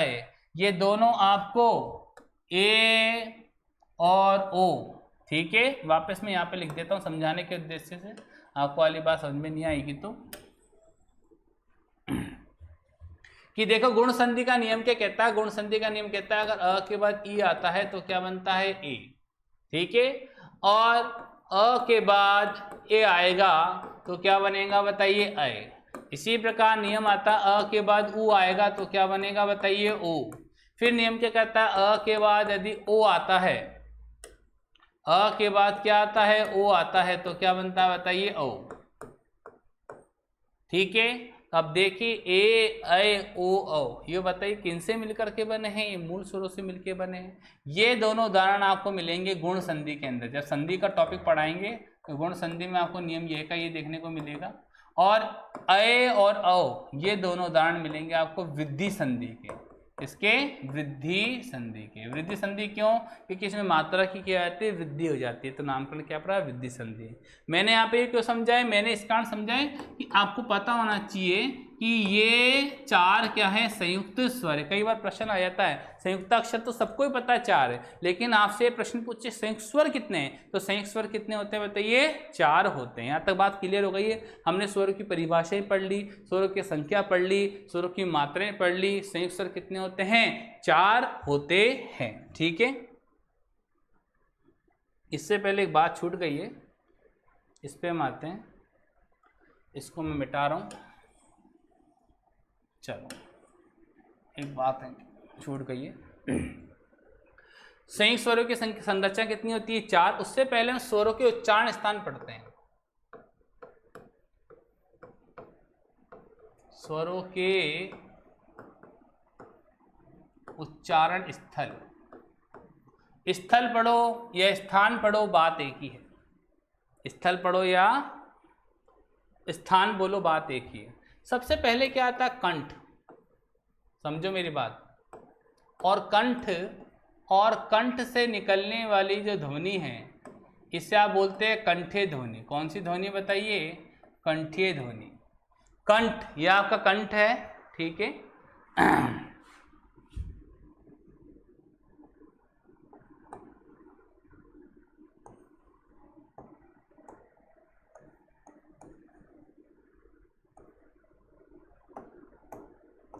तो ये आपका नंबर 1 पे क्या आ गया, बताइए, कंठ, नंबर 1 कंठ, ठीक है। और कंठ से निकलने वाली ध्वनि को क्या बोलते हैं, कंठे ध्वनि, ठीक है। अब देखिए, आप कंठ से कौन कौन से स्वर का उच्चारण होता है, पहला होता है अ और आ। हाँ बोलो, अ, देखो जोर यहाँ पड़े, अ आ। जोर कहाँ पड़ रहा है, कंठ पे। यानी एक बात पता चली, ये बहुत इंपॉर्टेंट है, जो संधि आप पढ़ोगे, जो संधि पढ़ते समय ध्यान कर लेना, अगर आपको वर्णमाला पर अधिकार नहीं है तो संधि को पढ़ने में आपको दिक्कत आएगी या संधि आप नहीं सीख पाएंगे। तो मैं सबसे पहले फर्स्ट एंड फॉल ये बोलता हूँ कि आपको सबसे पहले वर्णमाला सीखनी पड़ेगी। तो देखिए, कंठ में कौन सा है, अ और आ, आ। तो अ और आ का उच्चारण कौन सा है, बताइए, कंठ। दूसरा क्या है, तालु। तालु, अभी अभी मैंने कहा तालु क्या कहलाता है। और तालु से निकलने वाली ध्वनि का नाम क्या है, तालव्य ध्वनि। आप बोलो सर तालव्य ध्वनि कौन सी है, इसका उच्चारण होता है ई और ई, 2 वर्ण आ गए, ठीक है, 2 स्वर, ई। देखिए मैंने भी आपको बताया था, ये आपके क्या है, दांत ऊपर वाले, दांत से ऊपर क्या है, रगड़ खा के देखोगे आप तो वो खुरदरापन आ जाएगा, उसे बोलते हैं मूर्धा। और चिकना वाला जो हिस्सा है उसे बोलते हैं क्या, तालु। तो मैंने कहा यहाँ पे ये तो आपके हो गए क्या है, दांत है, ये वाला हिस्सा। अब ये दांत के जो ऊपर वाला हिस्सा है, यहाँ पर जो खुरदरापन है दांत के जस्ट ऊपर, मसूड़े के जस्ट ऊपर खुरदा वाला हिस्सा है, उसे क्या कहते हैं, मुर्धा। और जस्ट उसके ऊपर वाला हिस्सा क्या है, तालु। तालु कौन सा होता है, चिकना होता है, ध्यान कर लेना, रगड़ के देखोगे वाला हिस्सा, तो जस्ट मसूड़े के जस्ट ऊपर वाला हिस्सा चिकनापन है, उसे बोलते हैं तालु। तो अब आप उच्चारण करें, बोले ई, तो देखिए ई का उच्चारण क्या होगा, दांतों के जस्ट ऊपर वाला हिस्सा जहाँ चिकनापन है वहाँ पे जीभ आपकी टकराएगी। तो ई का उच्चारण कहाँ से होता है बताइए, तालु से। और नहीं तो फिर आप इसको रट लेना अगर ये वाली बात भी नहीं समझ में आता हो, कि तालु का उच्चारण, ई का उच्चारण कहाँ से होता है, तालु से, ठीक है ना। फिर आते हैं ओष्ठ, ठीक है। और ओष्ठ से निकलने वाली ध्वनि को क्या बोलते हैं बताइए, ओष्ठीय ध्वनि। आप बोलो सर ये ओष्ठीय ध्वनि कौन सी है, तो आप देख सकते हैं ऊ, और बोलो ऊ। देखो हवा का जोर, हवा का प्रेशर कहाँ पे पड़ रहा है, होठों पर। आप बोलो ऊ, बताइए प्रेशर कहाँ पे पड़ रहा है, बताइए होठों पर। यानी ऊ, और ऊ का उच्चारण कहाँ से होता है बताइए, होठों से, ओठ से, ओंठ से, बात एक ही है, ठीक है। 4th नंबर पे हम आते हैं मूर्धा। अभी भी मैंने इसको समझाया मूर्धा क्या कहलाता है, और बाद में व्यंजन आएंगे तो बहुत अच्छी तरह से एक्सप्लेन हो जाएगा मूर्धा क्या होता है। और मूर्धा से निकलने वाली जो ध्वनि है उसे क्या कहते हैं, मूर्धन्य ध्वनि। कौन सी ध्वनि बताइए, मूर्धन्य ध्वनि। भाई मूर्धन्य ध्वनि कौन सी है, री, केवल एक ही। मूर्धन्य ध्वनि कौन सी है बताइए, री। उच्चारण करें, री में कहाँ, जहाँ खुरदरापन है, आपके दांत के ऊपर जैसे मसूड़ा है, मसूड़े के ऊपर चारों ओर, यहाँ से चारों यूं पूरे घूम जाइए आप, जहाँ जहाँ खुरदरापन है वो पूरा का पूरा हिस्सा कहलाता है मूर्धा। आप उच्चारण करें रे, जीभ आपकी वहीं खुरदरेपन पे टकराएगी। वो उसके जस्ट ऊपर वाला हिस्सा जो चिकना है उसे बोलते हैं तालु। आप उच्चारण करें री, फिर उच्चारण करें ई। देखो ई में जीभ क्या बोल रही, और ऊपर पहुंच गई। री में जीभ है लेकिन कहाँ है, मूर्धा की ओर। आप प्रैक्टिस करेंगे तो आपको वैसे ही पता चल जाएगा कि मूर्धा क्या है और तालु क्या है। जनरल सी बात समझाई कि दांत के ऊपर मसूड़े के ऊपर जो खुरदरापन है, आप मुंह में उंगली डाल के फेरेंगे चारों तो खुरदरापन नजर आएगा। वो सारा का सारा यहाँ से लेके यहाँ तक पूरा का पूरा मूर्धा है। उसके जस्ट ऊपर वाला हिस्सा जो चिकना है उसे बोलते हैं तालु, ठीक है। और तालु चिकना होता है। कभी कभी आप जैसे गर्म दूध पी लेते हो तो एकदम से मुंह जल जाता है, तो ऊपरने वाला हिस्सा जो चमड़ी होती है ना वो फूल जाती है एकदम से। क्यों, चिकना है, हल्का सा है बिल्कुल, तो हल्का सा होने के कारण क्या होती है, फूल जाता है। तो ऊपर वाला जो चिकना हिस्सा उसे क्या बोलते हैं, तालु। इसी प्रकार आगे देखो, अभी यहाँ पे इस वाली बात पे आऊँगा, कंठ और तालु। 5वां नंबर क्या आया, कंठ और तालु। कंठ और तालु, कंठ और तालु, इन दोनों के योग से ध्वनि का निर्माण होता है, इसे बोलते हैं कंठ तालव्य ध्वनि।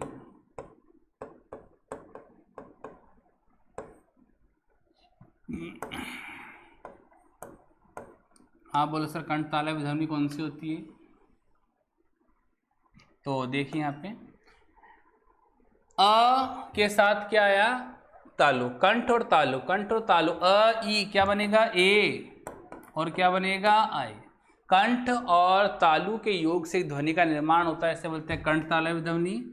और कंठ भी काम आ रहा है इसमें, तालु भी काम आ रहा है। आप बोलो ए, ऐ, तो कंठ पे भी जोर पड़ रहा है, और जीभ जो है वो तालु को भी क्या करेगी, हल्का सा स्पर्श करेगी। इसी प्रकार कंठ और ओष्ठ, देखिए 6ठे नंबर पर, कंठ और ओष्ठ। कंठ और ओष्ठ के योग से एक ध्वनि का निर्माण होता है जिसे बोलते हैं कंठोष्ठीय ध्वनि। बताइए कौन सी ध्वनि, कंठोष्ठीय ध्वनि। बताइए कौन सी है, ओ, और दूसरी कौन सी है बताइए, औ। इस बात को भी समझे। अभी आपके सामने यहाँ पे संयुक्त स्वर मैंने बताए, तो बताइए ये 2 स्वरों के योग से मिलकर के बना है नहीं बना है, बताइए। कंठोष्ठीय कौन है, कंठ और ओष्ठ। आप बोलो ओ, तो कंठ भी काम आ रहा है, और ओष्ठ पे भी क्या पड़ेगा, हवा का जोर पड़ेगा, ओ आओ। आप देख सकते हैं प्रैक्टिस करके, कंठ पे भी क्या पड़ रहा है, जोर पड़ रहा है, और हवा का प्रेशर किस पे, होठों पे भी पड़ रहा है। तो सबसे पहले आया दिमाग के अंदर कि स्वर के उच्चारण स्थान कितने हैं। तो स्वर के उच्चारण स्थान कितने हैं? 6। ठीक है, मैं यहाँ पे लिख सकता हूँ, नोट करके लिख सकते हैं, स्वरों के 6 उच्चारण स्थान है। आप 6 इस प्रकार भी लिख सकते हैं, वैसे 6 विसर्ग के साथ भी लिख सकते हैं, लेकिन हम हिंदी पढ़ रहे हैं तो हम विसर्ग को है में पढ़ते हैं, ये भी आपको पता चल जाएगा। तो मैंने आपसे पूछा स्वरों के उच्चारण स्थान कितने हैं भैया? स्वरों के 6 उच्चारण स्थान है। कौन कौन से? पहला है कंठ, कंठ से निकलने वाली ध्वनि कौन सी है? कंठे ध्वनि अ और आ। दूसरा है तालु, तालु से निकलने वाली ध्वनि कौन सी कहलाती है? तालव्य। कौन सी? ए और ए। तीसरा है ओष्ठ, ओष्ठ का मतलब होंठ, और होंठों से निकलने वाली ध्वनि कौन सी कहलाती है? ओष्ठे ध्वनि, जिसे बोलते हैं ऊ ऊ। फिर आते हैं 4th नंबर पर, इसमें क्या है? मूर्धा, और मूर्धा से निकलने वाली ध्वनि को क्या कहते हैं? मूर्धन्य ध्वनि, वो कौन सी है? री। फिर हम आते हैं कंठ और तालु, कंठ और तालु यानी 2 स्वर आपस में जुड़ेंगे, 2 उच्चारण स्थान जुड़ेंगे, इसका मतलब स्वर जोड़ेंगे। कंठ और तालु के योग से ध्वनि निकलती कंठ तालव्य ध्वनि, जिससे कौन सी निकलती? ए और अ। लास्ट कौन सा है? कंठ और ओष्ठ, कंठ और ओष्ठ इनके योग से एक ध्वनि निकलती है, जिसे क्या बोलते हैं? कंठोष्ठ ध्वनि, ओ और औ। अब आपको पता चला, अभी जैसे मैंने आपको ये बात मुझे पहले पढ़ानी थी, लिखी भी नहीं थी, कोई बात नहीं। अभी अभी मैंने कहा संयुक्त स्वरों की संख्या कितनी है? संयुक्त स्वरों की संख्या कितनी है? 4 है भैया। क्यों है?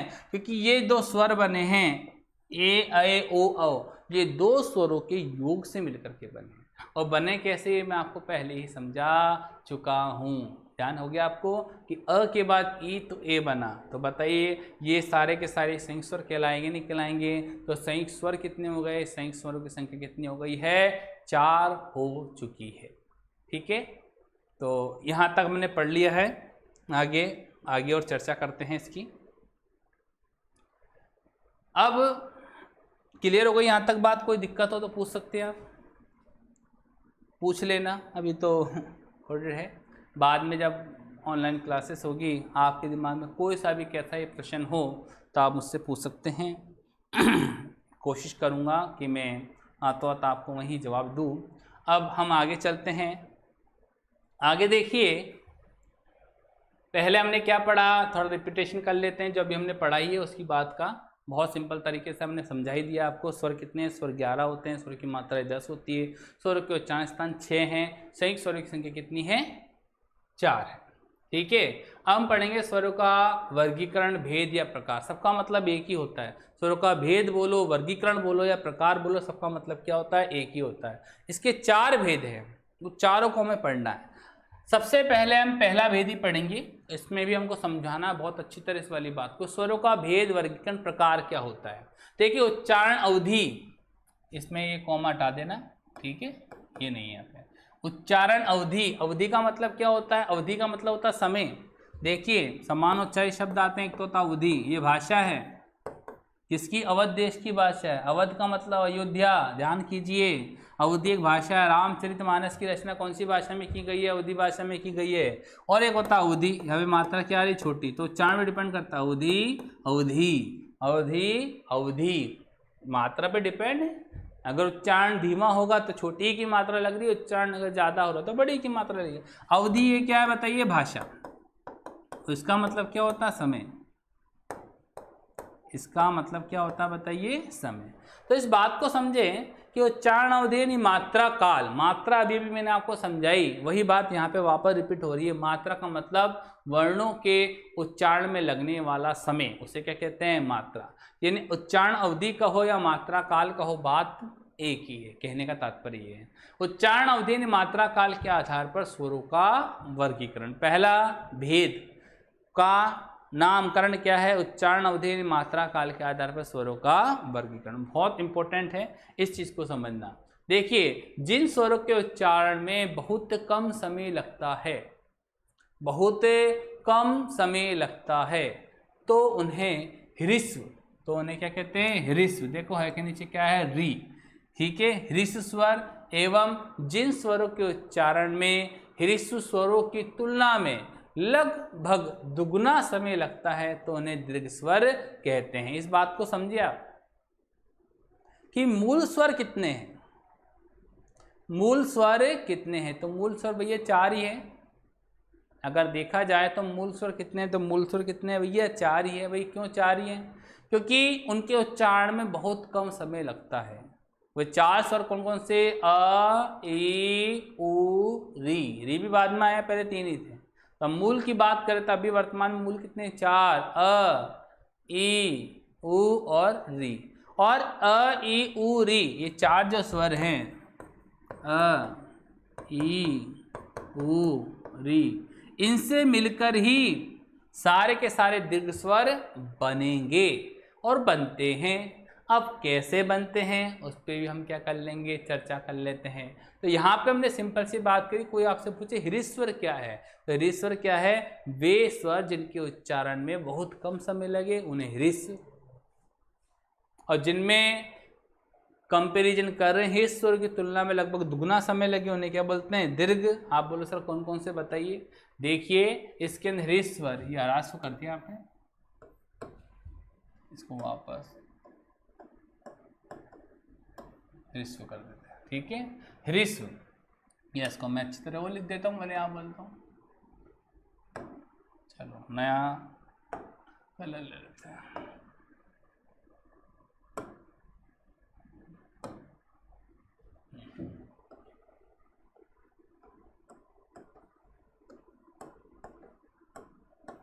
पहला नाम हमने हृस्व तो पढ़ लिया। इसका एक और नामकरण कौन सा? मूल स्वर। कई बार आता मूल स्वर कितने?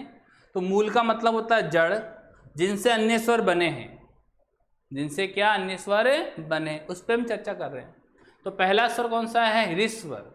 हृस्व से क्या बने? हृस्व का एक और नाम क्या? मूल। इसे लघु स्वर भी कहते हैं। क्या कहते हैं? लघु। लघु का मतलब क्या होता है? छोटा, ठीक है। लघु का मतलब क्या होता है? छोटा। और इसे एक मात्रिक स्वर भी कहते हैं। कल जो क्लास थी, पिछली क्लास में आपने देखा था, मैंने मात्रा को काउंट करना बताया था। तो लघु स्वर की मात्रा कितनी बताई थी? 1। और दीर्घ स्वर की मात्रा कितनी बताई थी? 2। तो मात्रा कितनी काउंट हो रही है? 1। इसका नामकरण क्या पड़ा? एक मात्रिक स्वर। तो यहाँ पर हमने 4 नामकरण करे, हृस्व स्वर, मूल स्वर, लघु स्वर या फिर एक मात्रिक स्वर। ठीक है, कितने भैया? 4। कौन कौन से आपके सामने? पहला है अ, फिर है ई, उ और री। आपसे कोई पूछे कि मूल स्वरों की संख्या कितनी है, तो आप कितने बताएंगे? 4। कौन कौन से? अ, ई, उ और री। इसके बाद हम बात कर रहे हैं इसके भेद की, कि ख में, कि भैया अभी आपने परिभाषा पढ़ी कि मूल स्वर के उच्चारण करने में कम समय लगता है, जबकि दुगना समय लगे उन्हें क्या बोलते हैं? दीर्घ स्वर। तो हम कंपैरिजन कर रहे हैं दीर्घ। क्या कहते? दीर्घ। दीर्घ का मतलब क्या होता है? बड़ा। दीर्घ काया, दीर्घ काय, कभी हम नाम सुना होगा। लघु काय, ठीक है। हनुमान जी गए सीता की खोज के अंदर, तो उन्होंने कहा सूक्ष्म रूप, रघु रूप करके, छोटा सा रूप करके लंका में क्या किया? प्रवेश किया। और बाद के अंदर जब जामवंत ने उन्हें अपने बल को याद करवाया, तो उनका दीर्घ काय क्या हो गया? रूप हो गया, उनका बड़ा शरीर हो गया। तो ऐसा आपने रामचरितमानस या रामायण देखी होगी, उसमें सुना होगा। तो हम बात करें दीर्घ का मतलब क्या होता है? बड़ा। इसे गुरु भी कहते हैं। गुरु हमेशा क्या होता है? बड़ा होता है। एक बात और, गुरु हमेशा क्या होता है? बड़ा होता है। ये गुरु शब्द जो है, बच्चे लिखते समय इसको इस प्रकार लिख देते हैं। ये शब्द क्या है? गलत है। क्यों भाई? यहाँ पे देखो रू में क्या आ रही? गांठ आ रही है। सर ये गांठ का मतलब क्या है? गांठ से तात्पर्य क्या होता है कि गांठ से तात्पर्य, एक तो आपने ये र हलंत, देखो समझो, र हलंत में आपने क्या जोड़ा बताइए? ऊ। क्या जोड़ा? र हलंत में क्या जोड़ा आपने बताइए? ऊ, ठीक है। अच्छा, छोटा हुआ है बड़ा हुआ है? भैया छोटा हुआ है, तो इसमें गांठ है, नहीं आएगी। लेकिन इसी र हलंत में आपने कौन सा ऊ जोड़ा? बड़ा ऊ, तो इसमें क्या आ जाएगी बताइए? गांठ आ जाएगी। तो गुरु में गांठ नहीं होती। गांठ से तात्पर्य क्या? कि गुरु अपने विद्यार्थियों शिष्यों को समान दृष्टि समभाव से देखता है। उसके मन में किसी भी विद्यार्थी के प्रति छल कपट की भावना नहीं होती, क्योंकि उसकी दृष्टि में सब क्या है? समान हैं। तो यहीं पे बात हम चर्चा कर रहे हैं, गुरु गुरु में गांठ नहीं होती है। गुरु वाला गलत है, गुरु लिखना है तो बिल्कुल इसमें बिना गांठ के आएगा। कई शब्द होते हैं जैसे करुण बिना गांठ के, तरुण बिना गांठ के, वरुण बिना गांठ के, शुरू देखो उच्चारण करके दे, शुरू उच्चारण गांठ आएगी, शुरू जोर पड़ रहा है, लेकिन इसी को हम लिखते शुरुआत। अब जोर नहीं पड़ रहा है, जोर नहीं पड़ रहा तो बिना गांठ का शब्द आ गया। नेहरू गांठ आएगी, ठीक है, नेहरू में क्या आएगी, गांठ आएगी। तो छोटा हुए बड़ा हुए, इस बात को मैंने समझा दिया आपको। जनरल से बीच में छोटी छोटी बातें होती है, समझने लायक है कि गांठ कहाँ आएगी, गांठ कहाँ नहीं आएगी। छोटा हुए तो गांठ नहीं आएगी, बड़ा हुए तो गांठ आएगी। तो गुरु गुरु में गांठ नहीं होती है कि गुरु कुमार शिष्य कुंभ है, घड़ी घड़ी काड़े खोट, अंदर हाथ सहार दे बाहर बाटे चोट। तो गुरु की तो उपमा जो है, अगर कबीर को आपने कहीं पढ़ा तो गुरुदेव के अंग की बात हम करते हैं, और बड़ी व्याख्यान कबीर जैसा इस दुनिया में कोई व्यक्ति पैदा नहीं हुआ होगा जिसने मुगलों के समय रहते, मुगलों के समय तो सिकंदर लोदी के समकालीन था, उनके समय रहते भक्ति काल के अंदर, उनके समय में रहते उनकी बुराइयां कर दी। इतना निडर व्यक्ति, और आज भी प्रासंगिक है, आज भी प्रासंगिक है, जिसने 120 साल जी, और आज के अगर 600 साल पहले की बात हम करें तो उससे पहले पैदा हुए, और आज तक भी कबीर को हम पढ़ते हैं। ठीक है, एक बात और बता देता हूँ कि विश्व के 12 देश ऐसे हैं जहाँ कबीर को पढ़ाया जाता है, भारत भी इसमें देश है। जहाँ जहाँ हिंदी चलती है वहाँ पे कबीर को पढ़ाया जाता है। ये बहुत हमारे लिए गर्व की बात है कि हमारे यहाँ के जो कबीर पैदा हुए हैं काशी के अंदर, वाराणसी, बनारस में, उनको 12 देशों में पढ़ाया जाता है। तो देखिए दीर्घ स्वर की बात करते हैं, दीर्घ स्वर, गुरु स्वर, संधि, इसको संधि स्वर के कहते हैं कि संधि से ये जितने भी बनेंगे, आ किससे बनेगा, संधि से, अ संग अ मिलके आ बनेगा, ई भी संधि से, ऊ भी संधि से, ए आई ओ को तो हमने देखा ही है। तो ये बात चर्चा करें गुरु स्वर। संधि क्यों कहते हैं, क्योंकि जितने भी स्वर हैं साथ के साथ ये स्वर किससे बनेंगे, संधि से मिलकर बनेंगे। तो एक नया नामकरण हमने दे दिया, कौन सा, संधि स्वर। इसे द्विमात्रिक भी कहते हैं। वापस वही बात आ गई, इस बात को मैं पहले आपको समझा चुका हूँ कि द्विमात्रिक क्या भैया, कि मात्रा कितनी लगेगी, 2, क्योंकि जब इसमें हम मात्रा काउंट करेंगे तो जितने भी दीर्घ स्वर है उसमें मात्रा कितनी गिनी जाती है, 2, और जितने भी लघु स्वर से मात्रा कितनी गिनी जाती है, 1। ठीक है, यहाँ तक आपको समझ में आ गया होगा। तो आपसे प्रश्न पूछे कि ह्रस्व यानी मूल यानी लघु यानी एकमात्रिक स्वर की संख्या कितनी है भैया, 4 है, उनकी मात्रा 1 होती है, इस कारण एकमात्रिक कहते हैं। बाकी दीर्घ, गुरु, संधि, द्विमात्रिक की मात्रा कितनी होती है, 2। चलिए इसके बाद मैं आपसे 1-2 बातें और पूछता हूँ। बताइए, अगर कोई आपसे पूछे लघु का विलोम क्या होगा, लघु का विलोम, बताइए विलोम मैं आपसे पूछता हूँ। हम यहाँ पे 2 ऑप्शन दे रहा हूँ, गुरु, ठीक है, या फिर दीर्घ। तो ध्यान कर लेना, कभी कुछ कुछ बातें फिक्स होती है। छंद विवेचन में लघु गुरु, लघु गुरु, तो ध्यान कर लेना लघु का विलोम क्या होगा, गुरु ही होगा, लघु का विलोम। और ह्रस्व का विलोम क्या होगा, दीर्घ ही होगा, फिक्स है ये। आप बोले सर सबका मतलब तो एक ही, मतलब तो एक ही है, ठीक है, लेकिन छंद विवेचन में लघु और गुरु की ही क्या होती है, गणना होती है। तो लघु का विलोम क्या फिक्स माना गया है, गुरु, और गुरु का विलोम क्या फिक्स माना गया है, लघु। इसी प्रकार ह्रस्व का विलोम क्या माना गया है, दीर्घ, दीर्घ का विलोम क्या माना गया है, ह्रस्व। इस बात को आपको ध्यान में रखना है, ठीक है। इसके बाद हम चर्चा करते हैं प्लुत स्वर क्या होता है। प्लुत का मतलब क्या होता है, प्लुत स्वर, इसे त्रिमात्रिक स्वर भी कहते हैं, बहुत ही मोस्ट इंपॉर्टेंट, इस पर भी चर्चा कर लेते हैं। प्लुत का मतलब क्या होता है, प्लुत का एक और नाम है त्रिमात्रिक स्वर। देखो ऐसे स्वर जिनके उच्चारण में लगभग 3 गुना समय लगता है। यहाँ पे खुद ने अपनी बात को कह दी कि ऐसे स्वर जिनके उच्चारण में लगभग 3 गुना समय लगता है तो उन्हें प्लुत स्वर कहते हैं। कौन स्वर कहते हैं, प्लुत स्वर कहते हैं। इनका प्रयोग संस्कृत में लिखे गए श्लोकों या मंत्रों के उच्चारण में किया जाता है। इस बात को समझे भैया कि इन्हें प्लुत स्वर क्यों कहते हैं। प्लुत स्वर का मतलब क्या होता है, यहाँ पे हम समझते हैं। चलो मैं एक शब्द लिखता हूँ यहाँ पे, चलो ये तो वाला हो गया, सॉरी।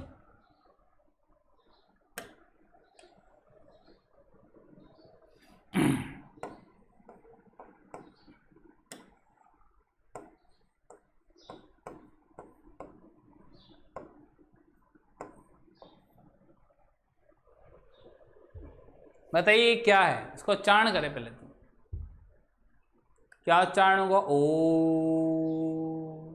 क्या उच्चारण होगा? ओ।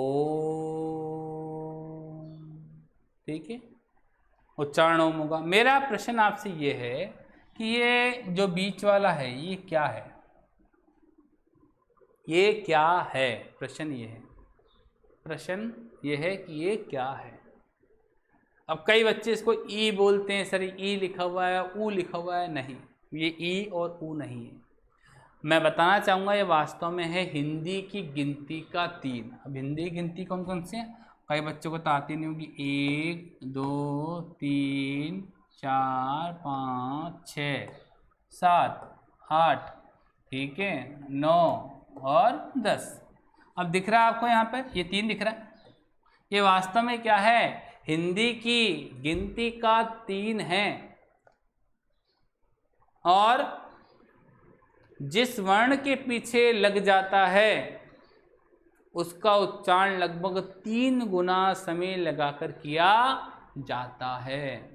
अब बताइए किस वर्ण के पीछे लगा? ये ओ के पीछे, तो ओ का उच्चारण कितने गुना हो जाएगा? 3 गुना। इस कारण इसको ओम नहीं पढ़ के क्या पढ़ते हैं? ओम। देखिए संस्कृत के जब आप मंत्र पढ़ते हैं तो वो सार्थक क्या है? वो फलदायी कब है? जब उनका उच्चारण शुद्ध हो। अब आपने इसको ओम पढ़ दिया, चलो ओम तो बहुत कॉमन है, यहाँ पे शब्द लिख दिया मैंने इस प्रकार, अब ये आ गया। अब इसको आप कोई पढ़ेगा, कोई को पढ़ेगा, जबकि इसका उच्चारण क्या होगा? को। 3 गुना समय लगाना को के उच्चारण में। तो शायद ये वाली बात आपको समझ में आ गई कि ये क्या है, प्लुत स्वर किसे कहते हैं? वैसे स्वर जिनके उच्चारण में 3 गुना समय लगता है, प्लुत स्वर कहते हैं। और इनका प्रयोग संस्कृत में लिखे गए श्लोकों या मंत्रों के उच्चारण में, यानी ये 3 जो बना हुआ आएगा ये संस्कृत भाषा का ही शब्द है, संस्कृत में ही इनका उच्चारण होता है, संस्कृत के श्लोकों या मंत्रों के इन उच्चारण में इनका प्रयोग होता है। कई बार आपको देखने को मिलेगा, लेकिन आज के बाद शायद आपको ये याद हो गया होगा, पता चल गया होगा ये क्या है, हिंदी की गिनती का 3। और 3 कहाँ लगाएंगे? जिस वर्ण के पीछे लगा होगा उसका उच्चारण कितने गुना समय लगाकर किया जाएगा? 3 गुना समय लगाकर किया जाएगा। चलिए, तो यहाँ पर आपको पता चल गया भैया। तो मैंने यहाँ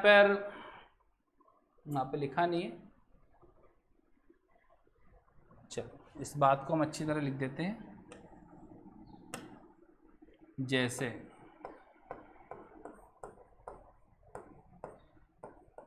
जैसे ओम, ठीक है ना।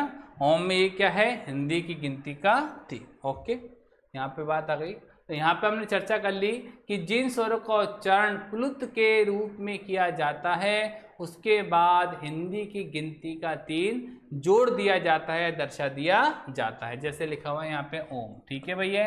और ये क्या है? हिंदी की गिनती का 3, हिंदी की गिनती का 3 है। ओके, और कई उदाहरण मैंने आपको बता दिया। एक लास्ट जो है वो है अवग्रह चिन्ह, ठीक है, इस पर भी चर्चा कर लेते हैं। अवग्रह चिन्ह, ये अवग्रह चिन्ह क्या होता है इस बात को समझें। एक चिन्ह आपने देखा होगा, इस चिन्ह को बोलते हैं अवग्रह चिन्ह।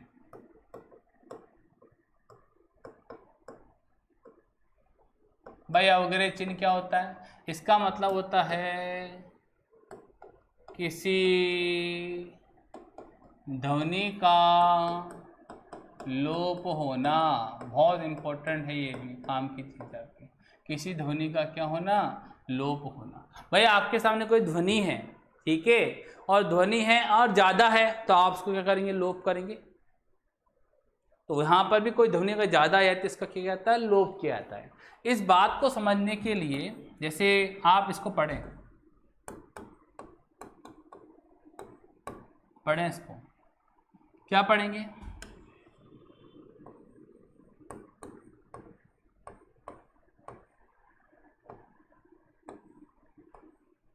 कॉपी नहीं, क्या पढ़ते हैं? कोअपी।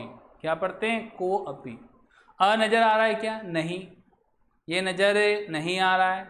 जब नजर नहीं आ रहा तो भाई क्या क्यों पढ़ा? क्योंकि मुझे पता है ये जो साइन है, ये अवग्रह चिन्ह का साइन है, ये अ को दर्शा रहा है। तो अगर आपके सामने कोई ध्वनि एक्स्ट्रा आ जाती है तो उसका लोप करने के लिए साइन का प्रयोग किया जाता है। और इस साइन का प्रयोग भी कौन सी भाषा में होता है? केवल संस्कृत भाषा में। केवल संस्कृत भाषा में प्रयोग, इस बात को भी आप समझेंगे अभी। चलो, इसका भी प्रयोग मतलब प्लुस स्वर का ही प्रयोग संस्कृत भाषा में होता है और अवग्रह चिन्ह का प्रयोग भी कौन सी भाषा में? संस्कृत भाषा में। इस बात को समझाने के लिए पहले हमें एक नियम पता होना चाहिए। क्या पता होना चाहिए? नियम। मैं एक रूल समझा रहा हूं आपको।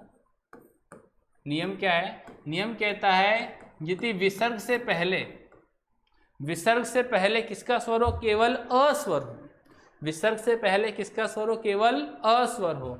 और उसके बाद भी केवल केवल केवल कौन स्वर हो? अस्वर हो। ये की बात जब मैं आपको संधि का टॉपिक पढ़ाऊंगा तब भी समझाऊंगा, लेकिन बीच में कुछ बात आ गई है तो हमें समझनी पड़ेगी इस वाली बात को। तो मैंने हमको समझाया नियम क्या कहता है, रूल्स कहता है अगर विसर्ग से पहले केवल अस्वर हो और उसके बाद भी केवल अस्वर हो तो ऐसा होने पर ये अविसर्ग समेत पूरा का पूरा किस में बदल जाता है? बताइए, ओ में बदल जाता है।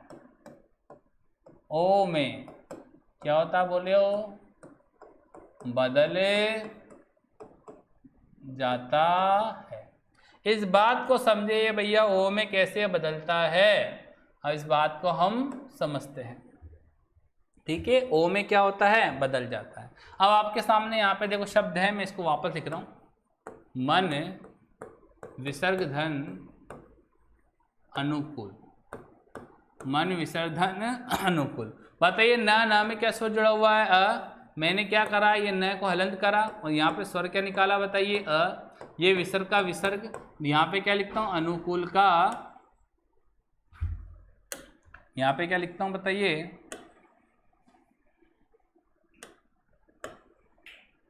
अनुकूल का अनुकूल। अनुकूल का अनुकूल लिख लिया भाई, अनुकूल का अनुकूल। ठीक है, कोई दिक्कत नहीं है।